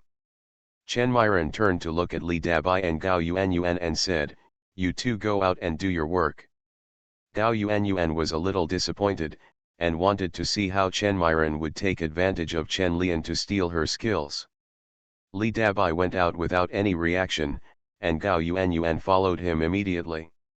After leaving the office, Li Dabai turned to look at Gao Yuan and said, "You did it on purpose, right?" "What's the purpose?" "Sister Dabai, what did you say?" Gao Yuan looked at Li Dabai pretending to be stupid. Li Dabai looked at Gao Yuan's innocent eyes, smiled and then turned and left. Ever since she knew that Gao Yuan was having sex with Chen Lian behind her back, she didn't believe anything Gao Yuan said. Gao Yuan looked at Li Dabai's leaving figure and couldn't help but murmured, "Sister Dabai has become smarter. It's hard to fool her." After everyone in the office, Chen Myren and others left, she looked at Chen Lian and said, "Dabai is good, but Yuan is a little careful." Chen Lian asked confused, "What do you mean?" "Forget it if you don't understand." Chen Myren crossed her legs and said, "How many days will it take for you to go to Venice? Should you return to China and join me in the United States, or go separately?" Chen Lian thought for a moment and said, "You can keep an eye on Huanzu at home for now. I'll talk to you after I finish over there." "Okay, then when will you go?" "Before you go, Go to Zhejiang with me. Next week, I'll finish what I'm doing first. By the way, I want to invest in a movie. There's a character in it who's quite interesting. Do you want to try it? Chen Myron said without interest, I'm already the boss, who wants to act? What if it is the annual box office champion, Chen Lian said with a smile. Chen Myron was a little moved and asked, is she the female lead? No, the lead female role has been decided, and the role has to be ugly. The role I'm talking about is very interesting. She is a female star who wants to live an ordinary life. She is just like you, so she is the second female lead. Chen Lian explained. Chen Myron was a little moved. After thinking for a while, she asked, do you really like this movie? When did I ever have problems with my eyesight? Then if I act, it will be the end of my career as an actor. Chen Lian and Chen Myron chatted for a while and then went out. As soon as they left the company, they saw Gao Yuanyuan waiting for him outside. Thinking of what Chen Myron said just now, Chen Lian probably knew what was going on. Gao Yuanyuan was causing trouble. Together these people can shoot Zhen Huan. But I am not a big fat orange. Gao Yuanyuan jumped up to Chen Lian with her hands behind her back. Looking at his calm expression, she asked with concern, are you okay? Mr. Chen just asked me about your relationship with Su Jinglei. Pretend, keep pretending. She must be punished today. I used to be too spoiled to her. I can't even tell the difference between the big and small kings. Chen Lian looked at her with a straight face and said solemnly, are you 18 this year? Well, Gao Yuanyuan suddenly hesitated. Although she didn't know why Chen Lian suddenly asked this, she was still a little happy in her heart. She was finally going to succeed. Seeing Gao Yuanyuan's excitement, Chen Lian felt as if he had made a mistake. This was not a punishment for her, it was clearly a reward. So he changed the subject and said, I think 18 is still too young and ignorant, and always likes to be clever. 20 is better. After saying that, Chen Lian left. Gao Yuanyuan froze on the spot, looking at Chen Lian's back, she suddenly realized that she had been exposed. Beauty Chen is so careless. How could you betray me? Gao Yuanyuan hurriedly chased him out. Teacher Chen. Wait for me, I was wrong. I'm not young anymore. If you don't believe me, check it out. Check the shit. I'm not a doctor. Chen Lian got in the car and asked Li Wan to drive to Beijing Film Studio. He didn't have time to quarrel with Gao Yuanyuan now, so he would let her go for a few days and wait until he knew he was wrong. Gao Yuanyuan looked at the back of the car leaving and couldn't help but stamp her feet, secretly cursing herself for being too young and the adult world is too scary. Soon Chen Lian arrived at Beijing Film Studio, but Han Shanping did not show up today. Only Feng Xiaogang and a production director received Chen Lian. Teacher Chen, I'm here so early, and I'm going to wait for you at the door, Feng Xiaogang said with a smile. Chen Lian joked, Director Feng is too polite, I am just a young actor. Feng Xiaogang smiled and felt that Chen Lian's attitude towards him was much better today than yesterday. Yesterday, he really made Han Shanping owe him a favor on purpose. But in the final analysis, Chen Lian despised him, Feng Xiaogang, otherwise how could he have favored Han Shanping? Feng Xiaogang sighed inwardly, but still politely asked Chen Lian to sit down, and then said to him, Mr. Chen, let's wait for a while, Mr. Zhang from Forbidden City Pictures has not arrived yet. Chen Lian said nonchalantly, it's okay, just wait a moment. Feng Xiaogang didn't let Chen Lian wait. He first introduced the situation of the movie, and then he could get down to business when Zhang Heping came over. After hearing what Feng Xiaogang said, Chen Lian coughed and said, Director Feng, if you don't get paid and only get dividends, you may not get a penny. Feng Xiaogang laughed and said, I am confident. I am confident but unsure. Who can guarantee that the movie will be a hit and make money? If he wants to get dividends, The movie must have a box office of at least 20 million yuan to get some money. Chen Lian looked at Feng Xiaogang with a smile. This was the first mainland director to receive dividends. It was a good thing, and Chen Lian was not prepared to stop it. Otherwise, it is not impossible to find an excuse to pay Feng Xiaogang and not give him the opportunity to receive dividends. Zhang Heping came over after a while. As soon as he came in, he said to Chen Lian sheepishly, "This is Teacher Chen. You are indeed young and promising. I'm sorry that I'm a little late." Chen Lian was a little surprised why everyone called him Teacher Chen, but he didn't care and stretched out his hand to Zhang Heping and said, "Hello, Mr. Zhang, I've just arrived." "Haha, that's good, otherwise I would still feel guilty," after Zhang Heping said with a smile. He turned to look at Feng Xiaogang and said, "Director Feng, it's been a long time no see. I didn't expect you to bring Mr. Chen to invest." Feng Xiaogang immediately smiled and said, "It's factory director Han's face, otherwise I wouldn't have such great face. Han Shanping would probably be very unhappy if he were here. He doesn't want to owe anyone a favor yet. Who knows if this movie will be successful? If it is, it would be a good thing. If it doesn't happen, if it doesn't work out and it's a favor, it will be a huge loss." After chatting for a while, everyone sat down. Zhang Heping looked at the production director and asked curiously, "Why isn't old Han here?" "Mr. Zhang, the factory director went to the bureau for a meeting and asked me to represent him fully," Lu Qiaqiang replied with a smile. "Okay, let's talk about specific things." Chen Lian sat aside and said nothing, thinking about how to get more investment later.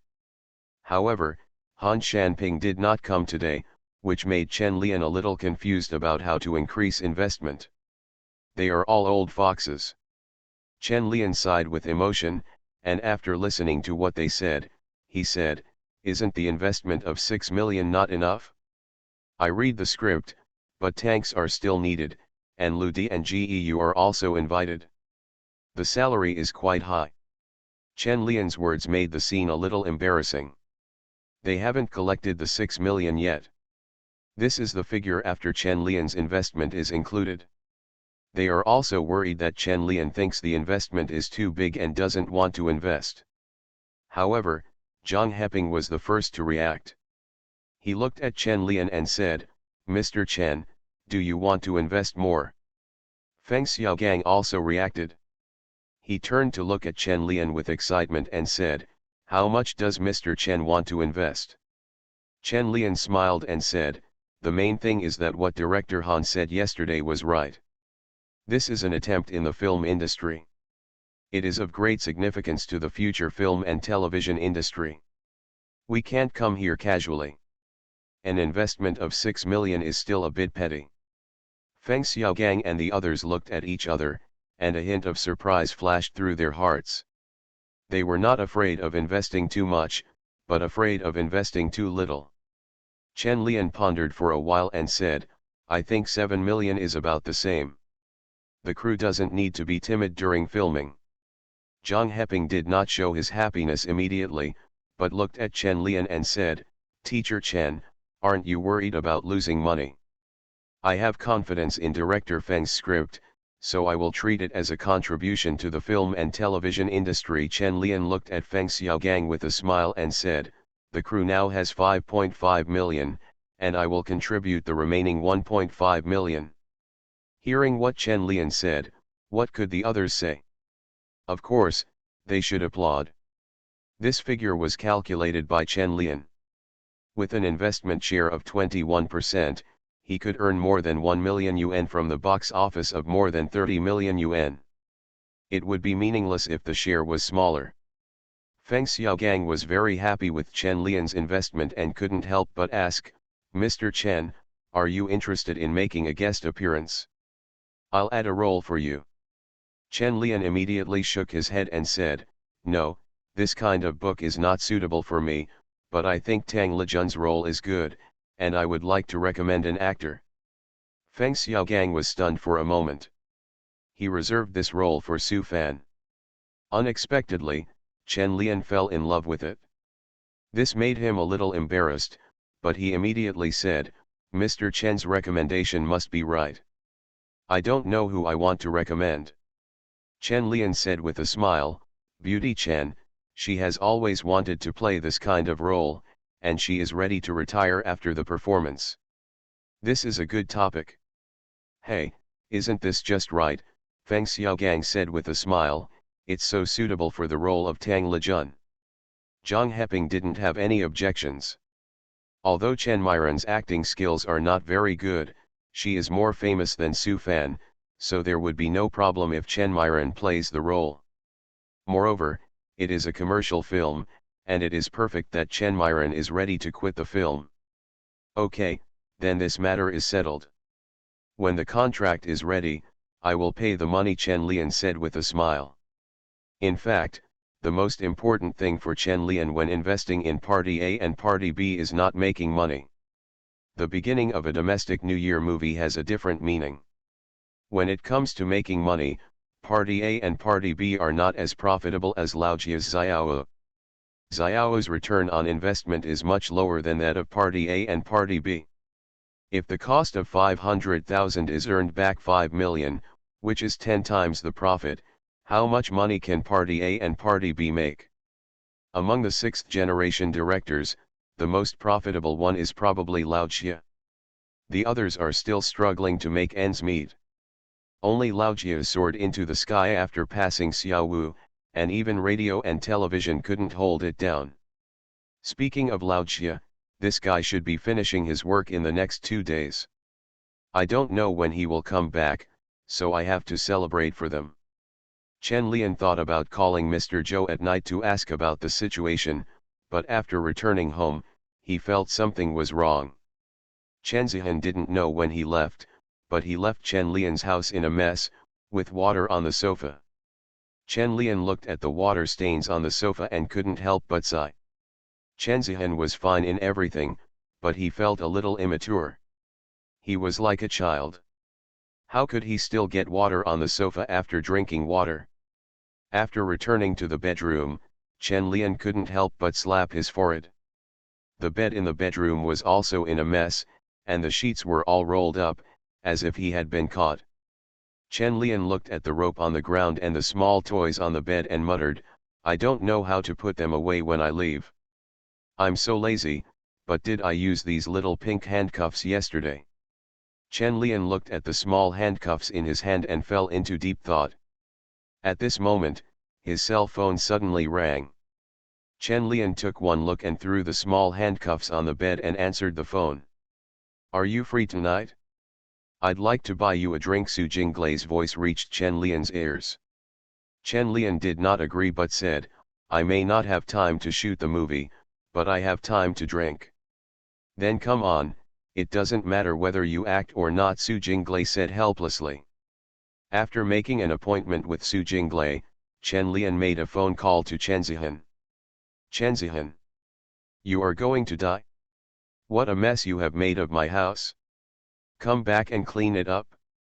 You will be dead if I don't get it done when I go out to discuss things. After saying that, Chen Lian hung up the phone. Chen Zihan on the other end of the phone looked at Fan Bingbing angrily and said, let me tell you, he will definitely scold me. I would have known that he would finish cleaning up before leaving. Fan Bingbing blushed and said, who knows when he will come back. If he sees him, I will be too embarrassed to see him.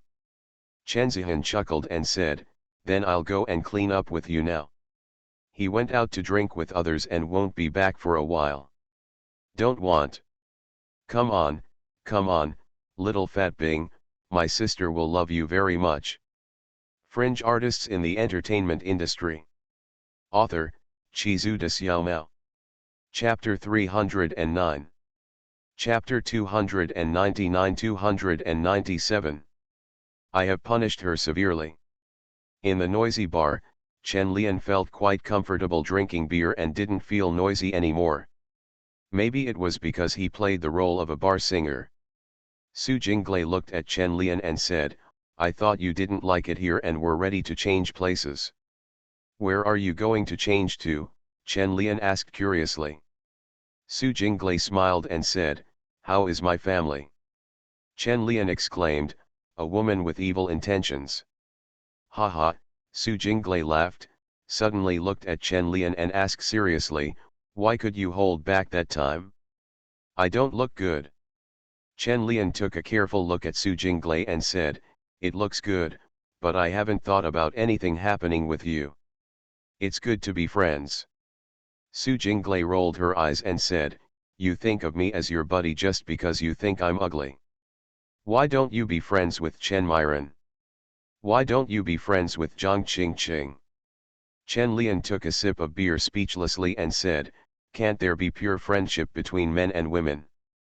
A woman's deepest feeling for a man can only be love," Su Jinglei said seriously. Chen Lian looked at Su Jinglei strangely and wanted to ask her how you stole Wenli's lines. Chen Lian looked at Su Jinglei, who had resentment in his heart, and said, "But a man's love for a woman is more than just love. We are good friends. Then should brothers be honest with each other? Well, there's nothing wrong with that. Then follow me after you drink." Of course Chen Lian would not leave with Su Jinglei, he really wanted to be honest with her. "How can we all do this kind of thing?"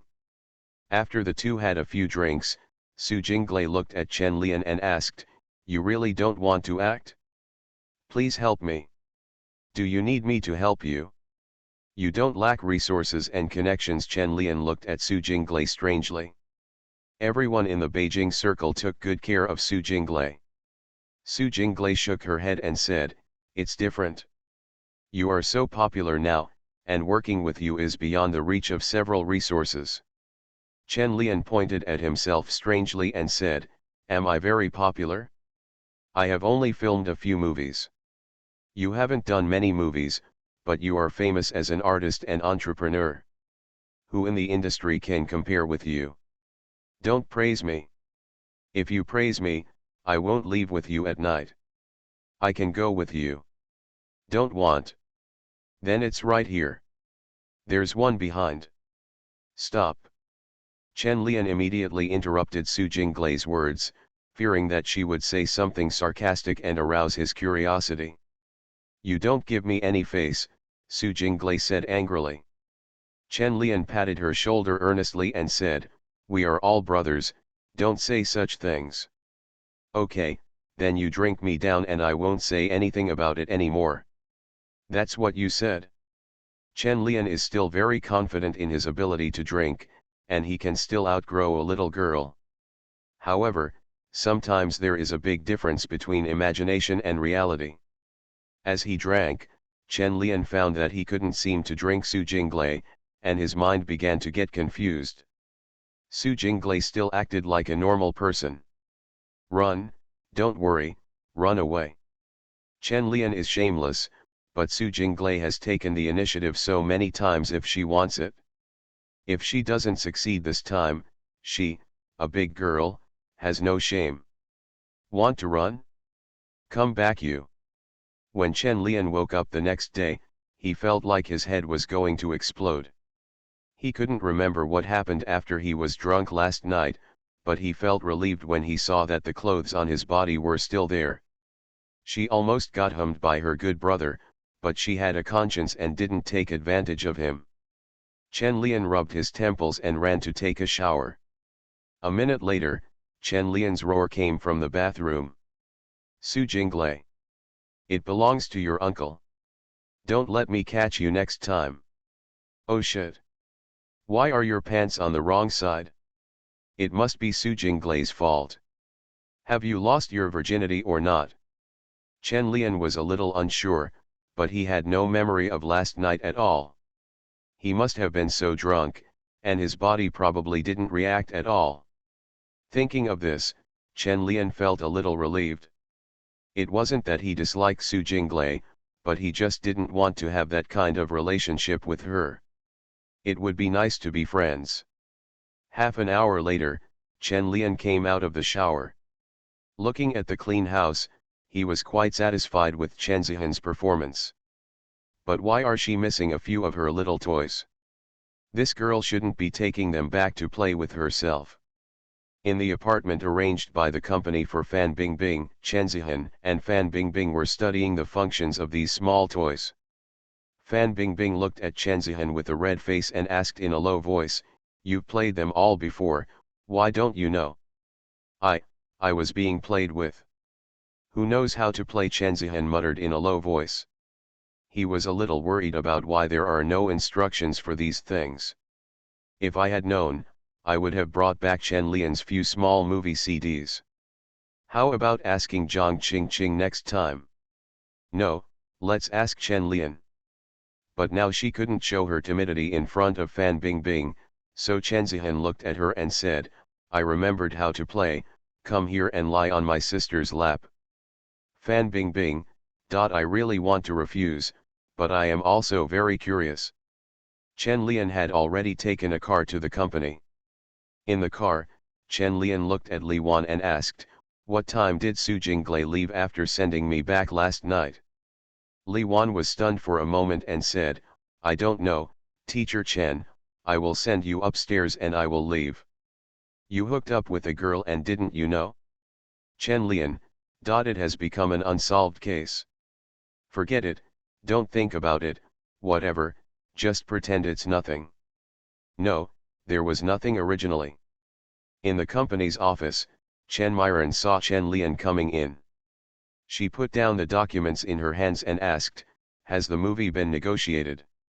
"It's agreed that filming will start in August." Chen Lian sat down and said, "You can ask Dabai to go to Beijing Film Studio to sign a contract and invest 1.5 million. Chen Myron glanced at him and said, "You can talk to Dabai yourself. She is not my assistant." Chen Lian looked at her strangely and asked, "What's wrong? You two had a fight? Didn't you praise her yesterday?" "No, she is your appointed manager, how can I dare to quarrel with her?" Chen Myron said with a hint of sting. "If you don't tell me, I'll ask Dabai," Chen Lian said with a headache. Chen Myron snorted and said, "Go and ask her. Ask her why she signed more than a dozen people at Nortel and China Theatre in one breath. They are all freshmen. I won't talk about Nortel's, but China's the actors are not allowed to film, and if they sign, they have to spend money to support them for several years. The salary for one person is not much," Chen Lian said with a frown. Chen Myron looked at Chen Lian and said, "The salary is not much. The total of these people only costs more than 100,000 a year, but they are not in this business. I can't train anyone in these 2 years." Chen Lian thought about it, nodded and said, "I'll talk about her later, but now it's signed, just think of it as a reserve. I've met those people in the drama, and the conditions are good." "Okay, it's your person anyway." Chen Myron still felt a little uncomfortable, feeling that the company was no longer her sole responsibility. Chen Lian also saw the reason for Chen Myron's anger, so he said, "If you feel that Dabai is interfering with your work, if it doesn't work, just separate the agency department and set up a separate agency." "No," Chen Myron immediately refused. "If we separate, will the agency have anything to do with it in the future?" "She's not stupid." Chen Lian was also helpless. He looked at her and said, "Okay, then I'll talk to Dabai later. I'll ask you first when signing contracts in the future." "That's okay." "That's pretty much it." Chen Myron felt a little more comfortable now. She walked up to Chen Lian and rubbed his temples and said, "You must have drank too much last night. Your eyes are red. If you drink too much in the future, go home. I'll give it to you. Prepare the hangover soup." Chen Lian enjoyed Chen Myron's massage service and couldn't help but pat her butt and said, "You only know how to care about me when it's good for you, right? Who told you not to go home every day and bring all those women to the company?" Chen Myron pressed her hand on her temple a little harder and said, "Sometimes I really want to bite you to death. How many days have you not been home to see your son?" Knowing that he was wrong, Chen Lian hugged Chen Myron's waist and changed the topic and said, "Did my son miss me, or did you miss me?" Chen Myron felt Chen Lian's dishonest hand and said with some emotion, I want it all. Chen Lian stood up and patted Mei Chen's slender waist and said, lie on the table. Chen Myron understood immediately, but said a little uneasily, this is in the company, just in case someone is. Don't worry, it won't happen, Chen Lian said and pushed Beauty Chen down on the table. When it's time to be strong, be strong. Don't give the woman so much time to think, otherwise there will be no chance. Chen Myron felt Chen Lian's strength and impatience, and her heart became hot, so she allowed Chen Lian to press her on the table. She also liked Chen Lian's strength. Was it because of this that she was with him in the first place? Half-length professional skirt. Black stockings. Coupled with the office environment, everything became extremely exciting, and charming voices also sounded in the office. Outside the office, Li Dabai was about to come to find Chen Myron to ease the relationship. When he heard the voice coming from inside, he immediately stopped and couldn't help but spat, shameless, you can do this kind of thing in the office, it must be for Teacher Chen, it's just deafening. Don't think you are the only one who has an office, Li Dabai snorted and turned back to his office. More than half an hour later, Chen Lian came out of Chen Myron's office with a guilty conscience. Seeing that everything was normal outside, he breathed a sigh of relief. It's better if you haven't been discovered, otherwise you'll be dead.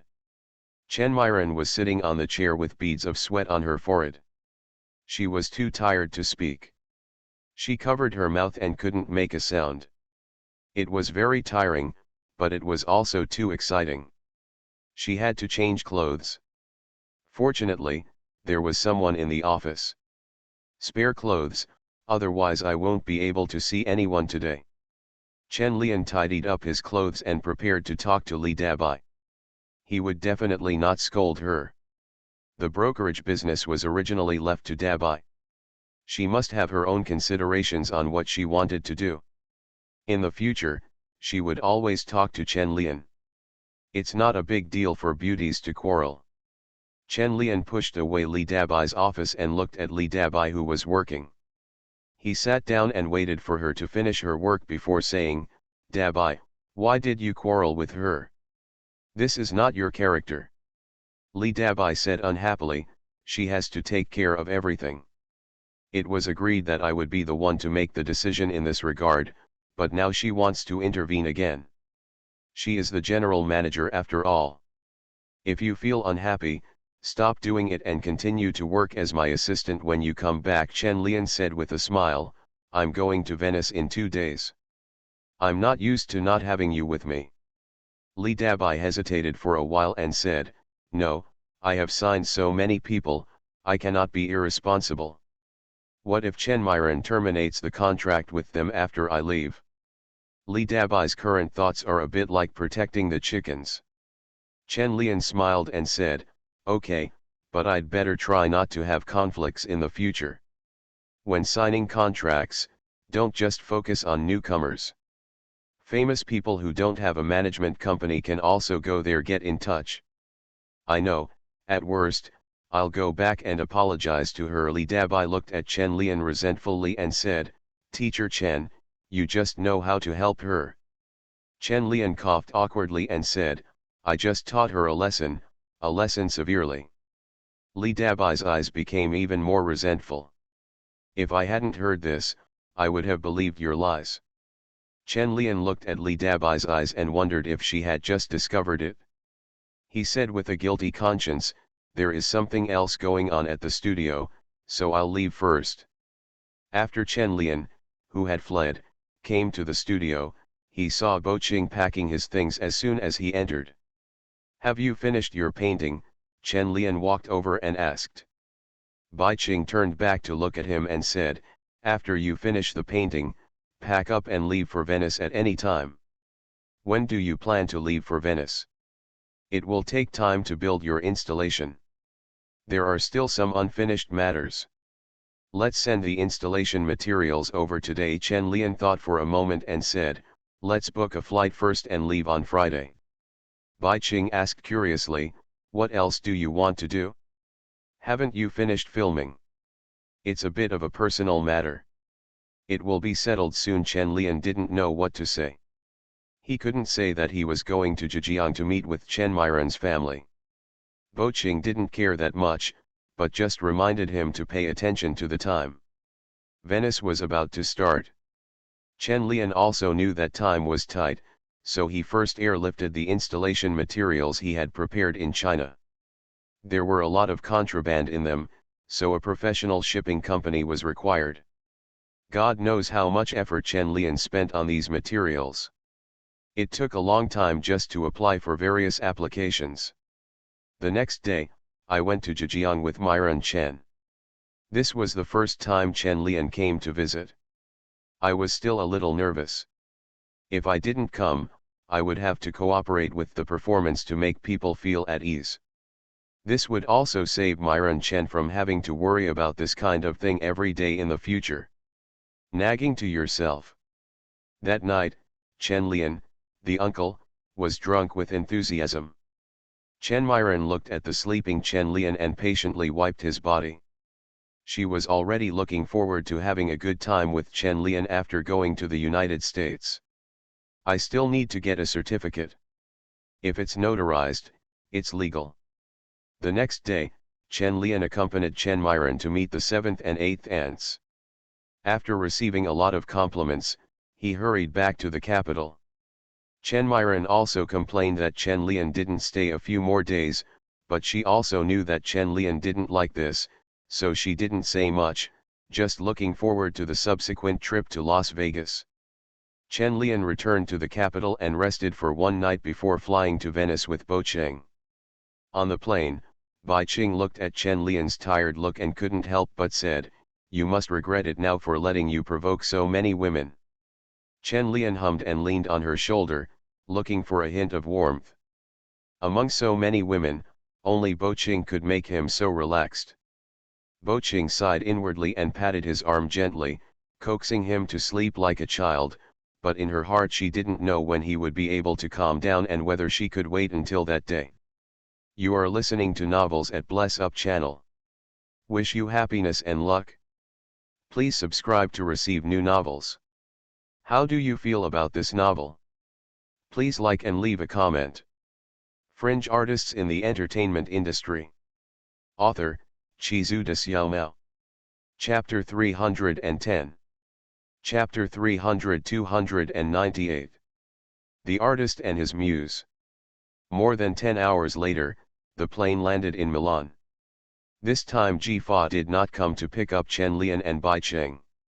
She was busy attending an auction in the United States.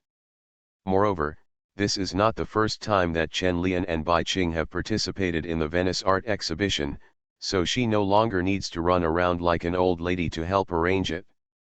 After arriving in Venice, Chen Lian immediately became busy. The works he participated in this exhibition were not only a few paintings, but also an installation art. This year's Venice Biennale was even more disappointing than the last one, not because there were fewer participants, but because funding was tight. When Chen Lian looked at the venue arranged for him by the organizer, he really wanted to complain. It was almost like a broken factory. However, most venues are like this. Chen Lian is not picky and quickly got into work. Installation art requires a lot of materials. Chen Lian pulled a truckload of materials flown from China and went to purchase some. The auxiliary materials took another day. The organizer gave Chen Lian a lot of money, but he didn't ask for it. He didn't lack that little money, so he might as well save the money and give it to other artists. For example, Cai Qiang, who wants a salary and is an artist who plays explosive art, has difficulty selling his works, and embarrassment is inevitable. The economic situation of most artists is not good. If Venice does not provide funding, many artists will not be able to participate in art exhibitions. The air tickets alone are enough to deter many artists. Chen Lian was able to be so relaxed in the beginning only because he was lucky enough to be favored by Ji Fa, otherwise he would not be as relaxed as he is now. In the empty venue, Chen Lian's materials were piled high. Cai Qiang, who was in the same venue as him, came over and asked, the work you are going to do this time is very big, and you need to use so many materials. Chen Lian turned to look at him and said, well, I'm going to have to work overtime in the next few days. Are you almost done? Cai Qiaqiang looked back at his work and said, it's done. Doesn't it feel a bit crude? It took me a long time to find this wooden pagoda from China. Chen Lian stood up and looked at the wooden tower that was hung diagonally. The tail of the wooden tower was covered with red flags. Spotlights and blowers were installed inside the wooden tower to blow up the red flags like a rocket rising into the sky. What's the name of this work? Chen Lian asked curiously. Cai Qiaqiang said with a smile, it's called the dragon. Chen Lian laughed loudly after hearing this and said, I thought it was called Long March 3rd. I think this name is more appropriate. Cai Qiaqiang couldn't help laughing and said, haha, if I knew that Long March 3rd successfully launched, I would have called it this name, but it was a pity that it had not launched yet when I reported it. But it's not bad to call the dragon. When Chen Lian looked at the hoisted wooden tower, it was indeed more like a dragon. The wooden poles interspersed on the wooden tower looked like a dragon's claws. Very interesting piece of work, but the noise is a bit louder and the sound of the blower is a bit noisy.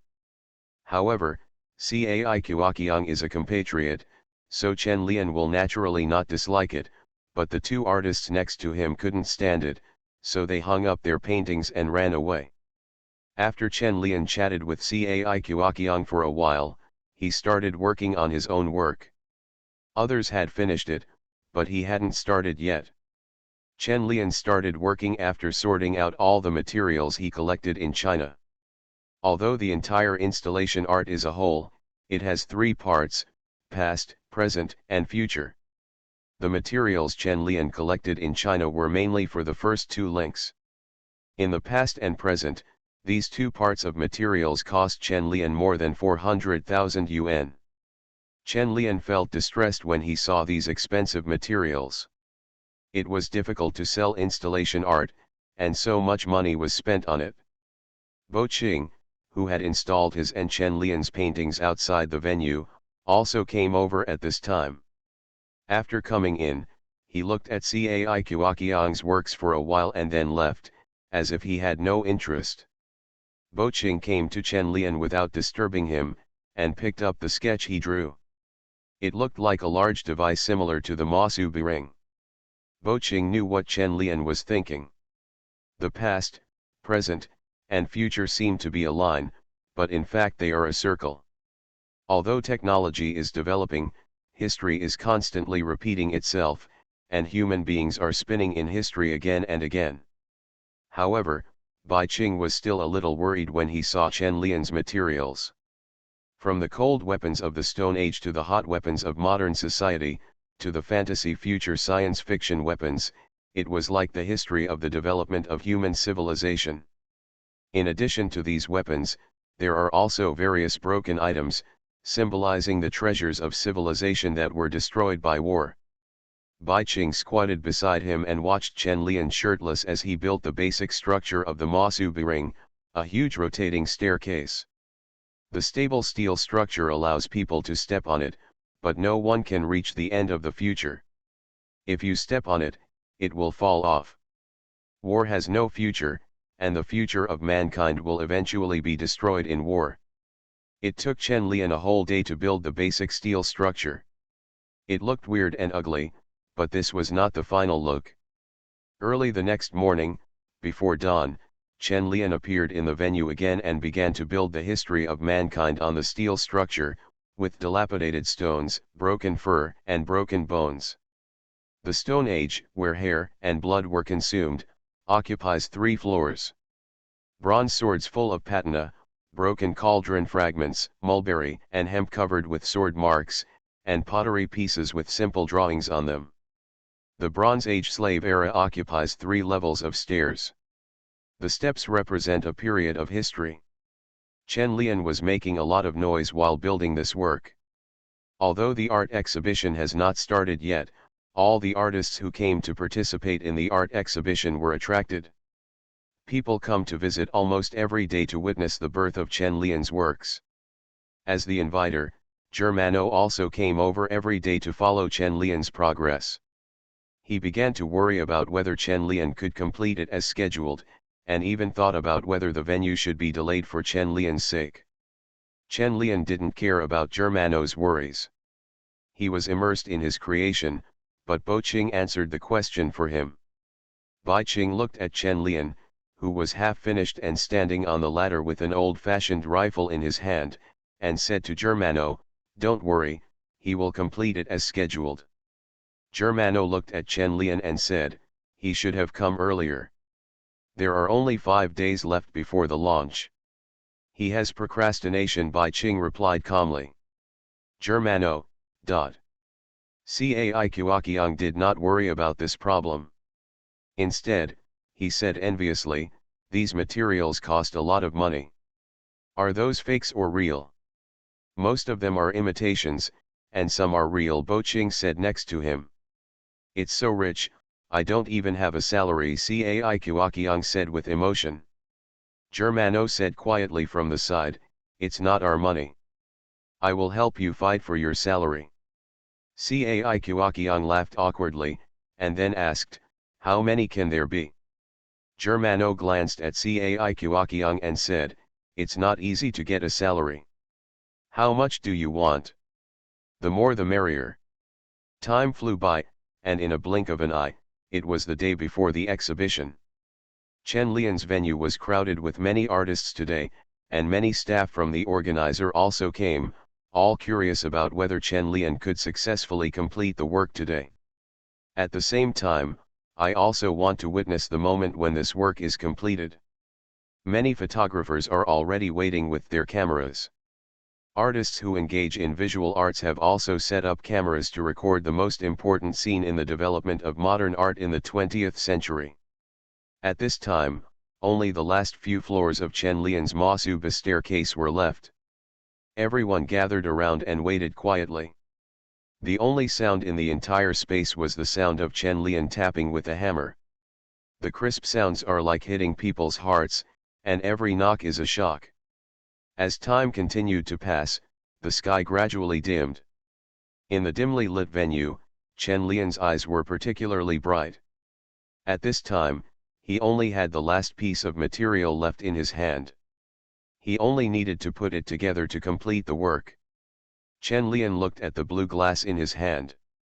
The dark blue color was like space. But when the dark blue glass was inlaid on it, the black background turned the dark blue glass into an invisible black hole, like it is to suck in all matter and destroy it. Chen Lian pressed hard on the glass with his hands, and the crisp sound of the glass breaking immediately sounded. People around him thought that Chen Lian had used too much force and failed.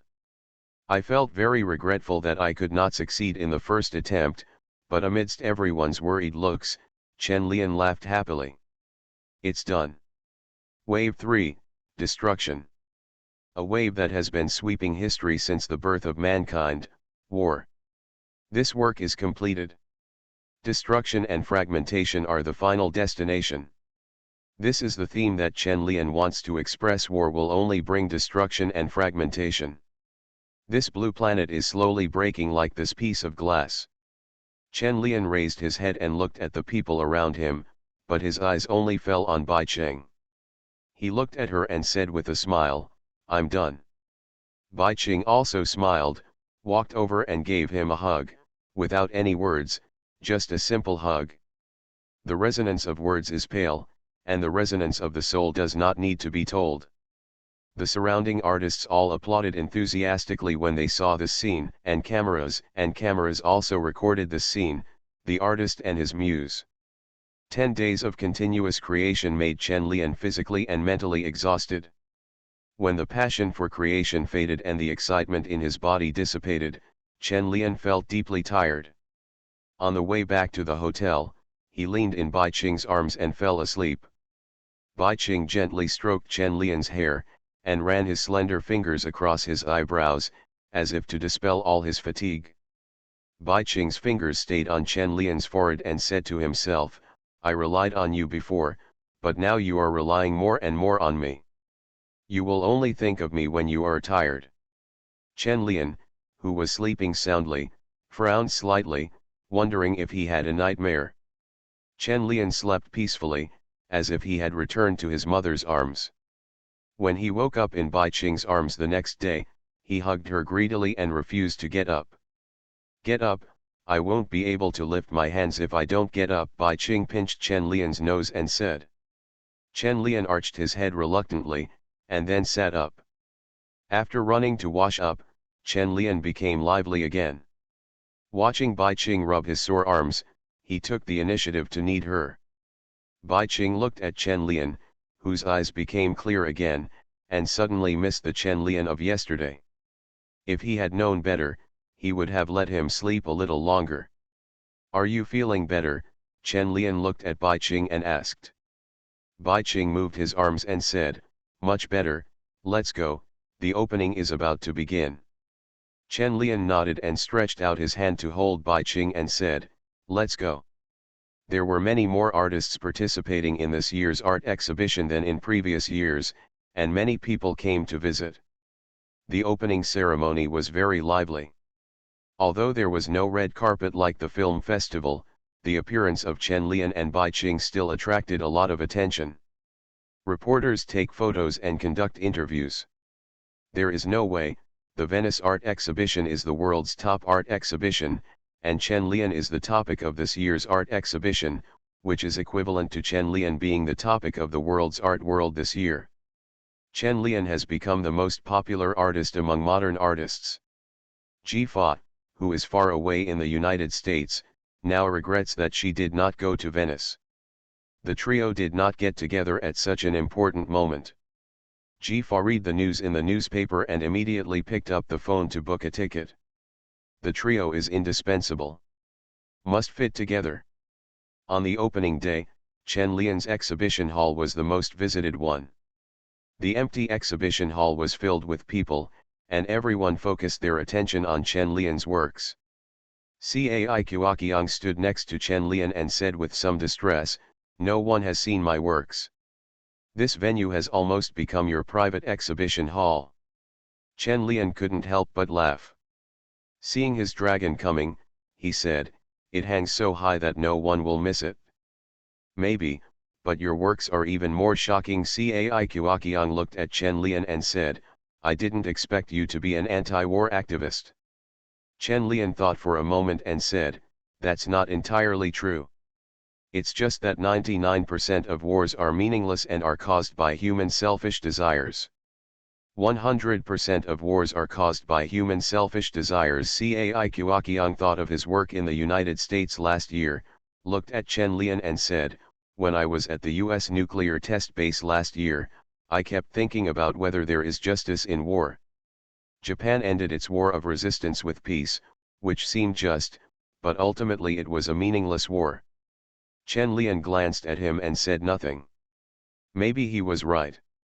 War is meaningless. No matter what the reason for launching a war, there will always be innocent people paying their lives for it. When the two were silent, Germano suddenly approached Chen Lian and said, Chen, Art Observer wants to interview you about the selection of the 100 most influential contemporary artists in the world. Chen Lian, can I even be counted among the 100? Fringe artists in the entertainment industry. Author, Chizu de Xiaomao. Chapter 311. Chapter 301 299. Who revealed my relationship history? The most influential contemporary artist of the year. Chen Lian never thought that he would be selected, or he had never considered this issue. It's hard to comment on the issue of influence. Chen Lian doesn't know where his influence comes from. He feels that he has a little face in China because he has money. As for influence in other aspects, Chen Lian has not yet felt that he can influence anyone. At most, he can only influence the entertainment industry. However, Chen Lian may have ignored the incident he caused in Xiangjiang last year. He single-handedly allowed the artist group to criticize Xiangjiang estuary and also supported many young artists in the country. In addition, the commotion in Venice this time was also quite big, focusing the attention of almost everyone in the art world. During the interview, Chen Lian also gradually came to understand that he seemed to have indeed become a world-famous artist. Before, he had been in China so he didn't feel it. Now that he has gone abroad, he feels that he has really become famous. Art Observer is very famous around the world. It selects the 100 most influential contemporary artists every year. It is a very authoritative art journal. This was Chen Lian's first interview with Art Observer, but during the interview, he discovered that the other party knew his situation very well. Every one of Chen Lian's exhibited works was well known to the other party. Come here prepared, it seems that you have been paying attention to yourself for a long time. But it's right to think about it. As for selection, it's natural to have a good understanding of it. After Chen Lian chatted with the other party for a long time, the topic suddenly shifted to Chen Lian's personal issues. Lenny Fox is a very gentleman British man. He looked at Chen Lian and asked curiously, "Yesterday, the photo of you and your muse hugging was published in The Independent. Many people were very interested in the story between you. I'm interested, can I hear your story?" Chen Lian thought for a moment and said, "The story between me and her is actually very simple. She was my first teacher. She taught me how to draw and also made me see the beauty of art. She is indeed my muse." "Then is she your lover?" Lenny Fox asked curiously. Chen Lian thought for a while and felt that Bai Qing was more than a simple lover to him, so he said, "Perhaps it is more appropriate to say that he is a soulmate." Lenny Fox nodded and suddenly asked, "What do you think of Picasso?" "A great artist, a master of modern art," Chen Lian replied concisely and concisely. Lenny Fox smiled and said, "Picasso also had his own muse. He was also a passionate man with countless lovers. Many people say that you are very similar to him in this aspect." Chen Lian couldn't help laughing and said jokingly, "This may be the closest I've ever been to a great artist." Lenny Fox couldn't help but laugh too, and considered, "When we were collecting your information, we noticed that you are still an actor, have played many roles, and have been rumored to have had affairs with many actresses." "Yes, the entertainment industry is like this. If there are no scandals, it means that I have failed," Chen Lian said with a smile. Lenny Fox smiled, took out a book and said, "Have you read this book?" Chen Lian took a look, shook his head and said, "No, whose book is it?" "Sophie Marceau's just published book." Lenny Fox handed the book to Chen Lian and said, "In the book, she wrote about a person who is very similar to you, romantic and full of lust, and her description of this person is very dreamy." Chen Lian was stunned for a moment. He opened the book and looked at the catalogue. He didn't see anything special. He quickly flipped through it and saw that Sophie Marceau had written a story about a girl, which was all about women's worries and secrets. However, Chen Lian could tell that many of them were very similar to Sophie Marceau, and there was no difference between them and her autobiography. Chen Lian quickly turned to the stories about himself in the book. They wrote about the encounter between Sophie Marceau and himself, the first time between them, and many, many more. Sophie Marceau's writing style is very good. It is a very good stream of consciousness novel. If it didn't write about himself, Chen Lian might like it very much, but now it is difficult to express his feelings clearly. Sophie Marceau wrote in the book that Chen Lian had many lovers. And she was willing to do one or the other. Only then did Chen Lian understand why Lenny Fox would turn the conversation to Picasso and to the artist's passion. Chen Lian did not expect that Sophie Marceau would write all her own affairs in the book, and she even felt a little angry, but she soon calmed down. There was no mention of names in the book, and this is also Sophie Marceau's own story. She wanted to write it down and no one else had the right to stop her. Lenny Fox looked at Chen Lian and asked, "What do you think of what she wrote?" "Many people say that this is her autobiography. The people in it are very similar to her, and that artist is you." Sophie Marceau herself, she didn't admit that it was her autobiography, but she said it was her most personal thing to date. Chen Lian closed the book and said, "The writing is very good, simple, and true. As for whether it is an autobiography, she has already given the answer. As for the person who looks like me, maybe it is because she and I are very good friends, so she regards me as material. Maybe. Maybe that's a good answer." Lenny Fox smiled and didn't talk much about this topic. He said to Chen Lian, "The results of the selection will be announced in October. I will notify you by phone in advance. In November it will be officially announced." Chen Lian nodded to express his understanding, and he was also looking forward to whether he could be selected, but there was a high probability that he could, otherwise he would not come here specifically for an interview. After Lenny Fox left, Chen Lian opened the book he left for him. He sat there and read the first page carefully. After spending half an hour reading the entire book, Chen Lian couldn't bear to read it. He couldn't help but sigh. Isn't this what I wrote? If this book is spread back to China, the media reporters will probably be excited, and they will definitely spare no effort to investigate Chen Lian's lovers. Chen Lian had thought about many possibilities for his private life to be exposed, but he never thought it would be in this way, and he didn't know what to say for a while. Chen Lian took out his cell phone, found Sophie Marceau's number and dialed it. The phone rang a few times and was picked up. Sophie Marceau's lazy and charming voice rang in Chen Lian's ears. "My dear, have you come to Paris?" Listening to the voice of Sophie Marceau, who seemed to be awake, Chen Lian couldn't help but raise his eyebrows and ask directly, "Where are you?"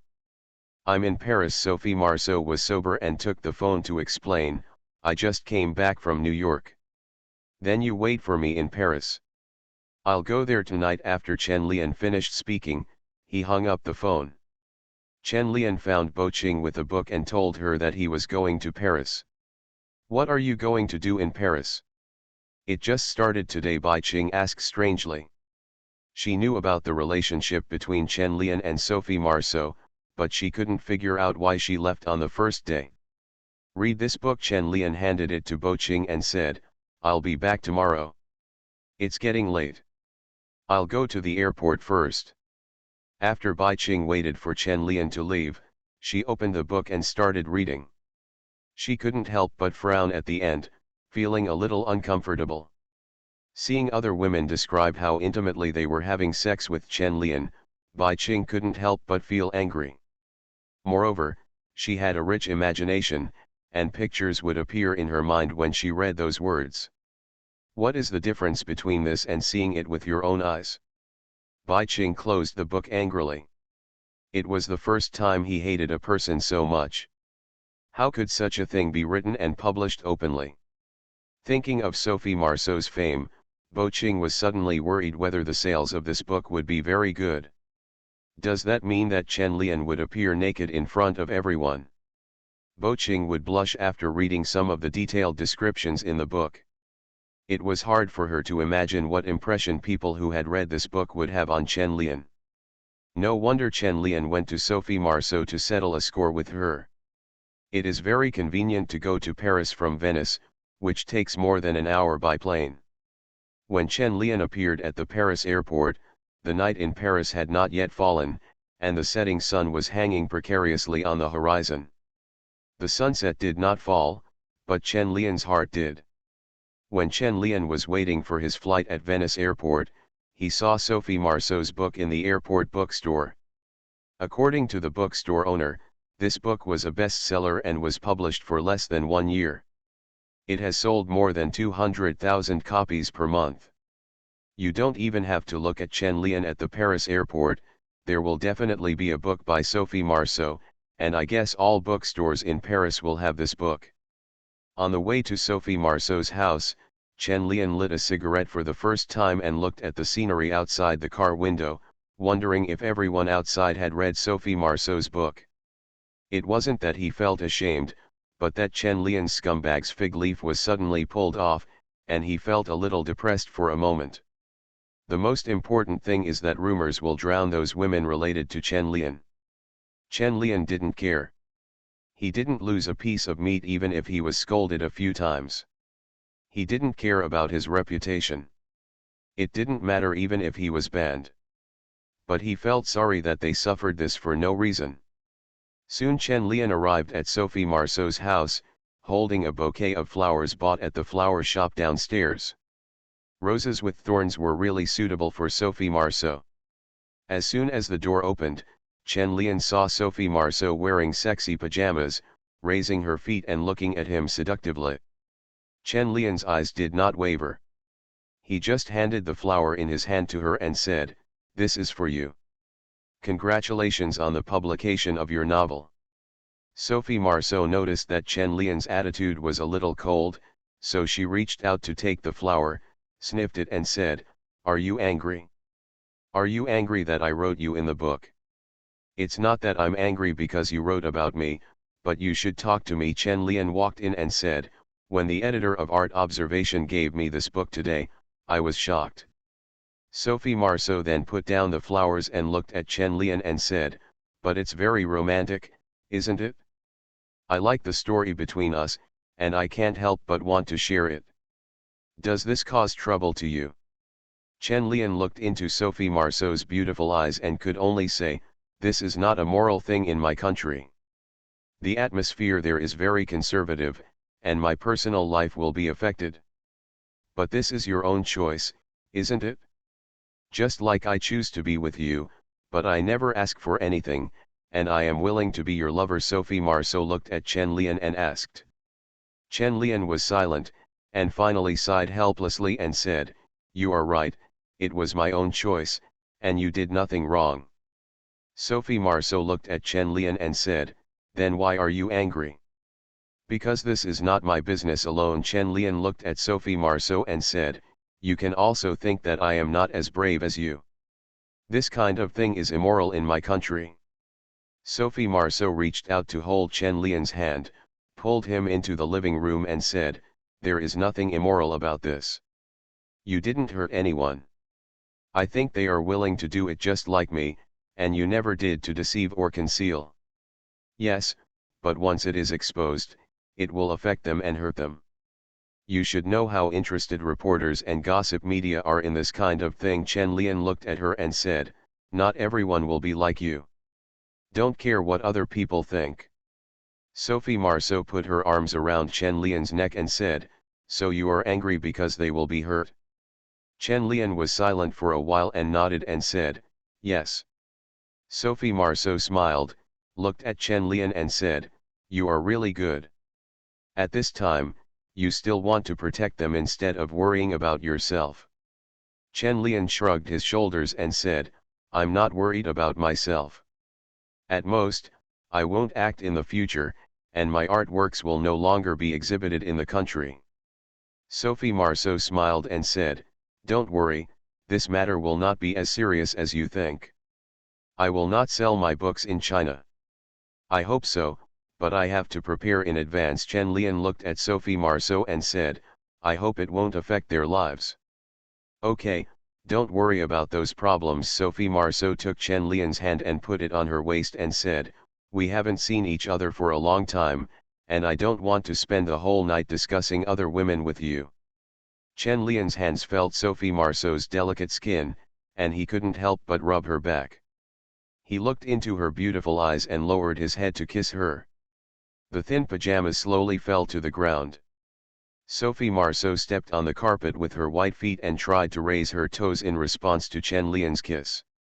Sophie Marceau bit her lips, knowing that this was Chen Lian's deliberate punishment of herself, but she liked this feeling very much.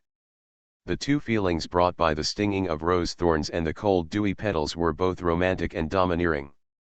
Pieces of battered rose petals were scattered on the white carpet, and crystal dewdrops dripped on the petals. It was romantic, beautiful, and full of depraved lust.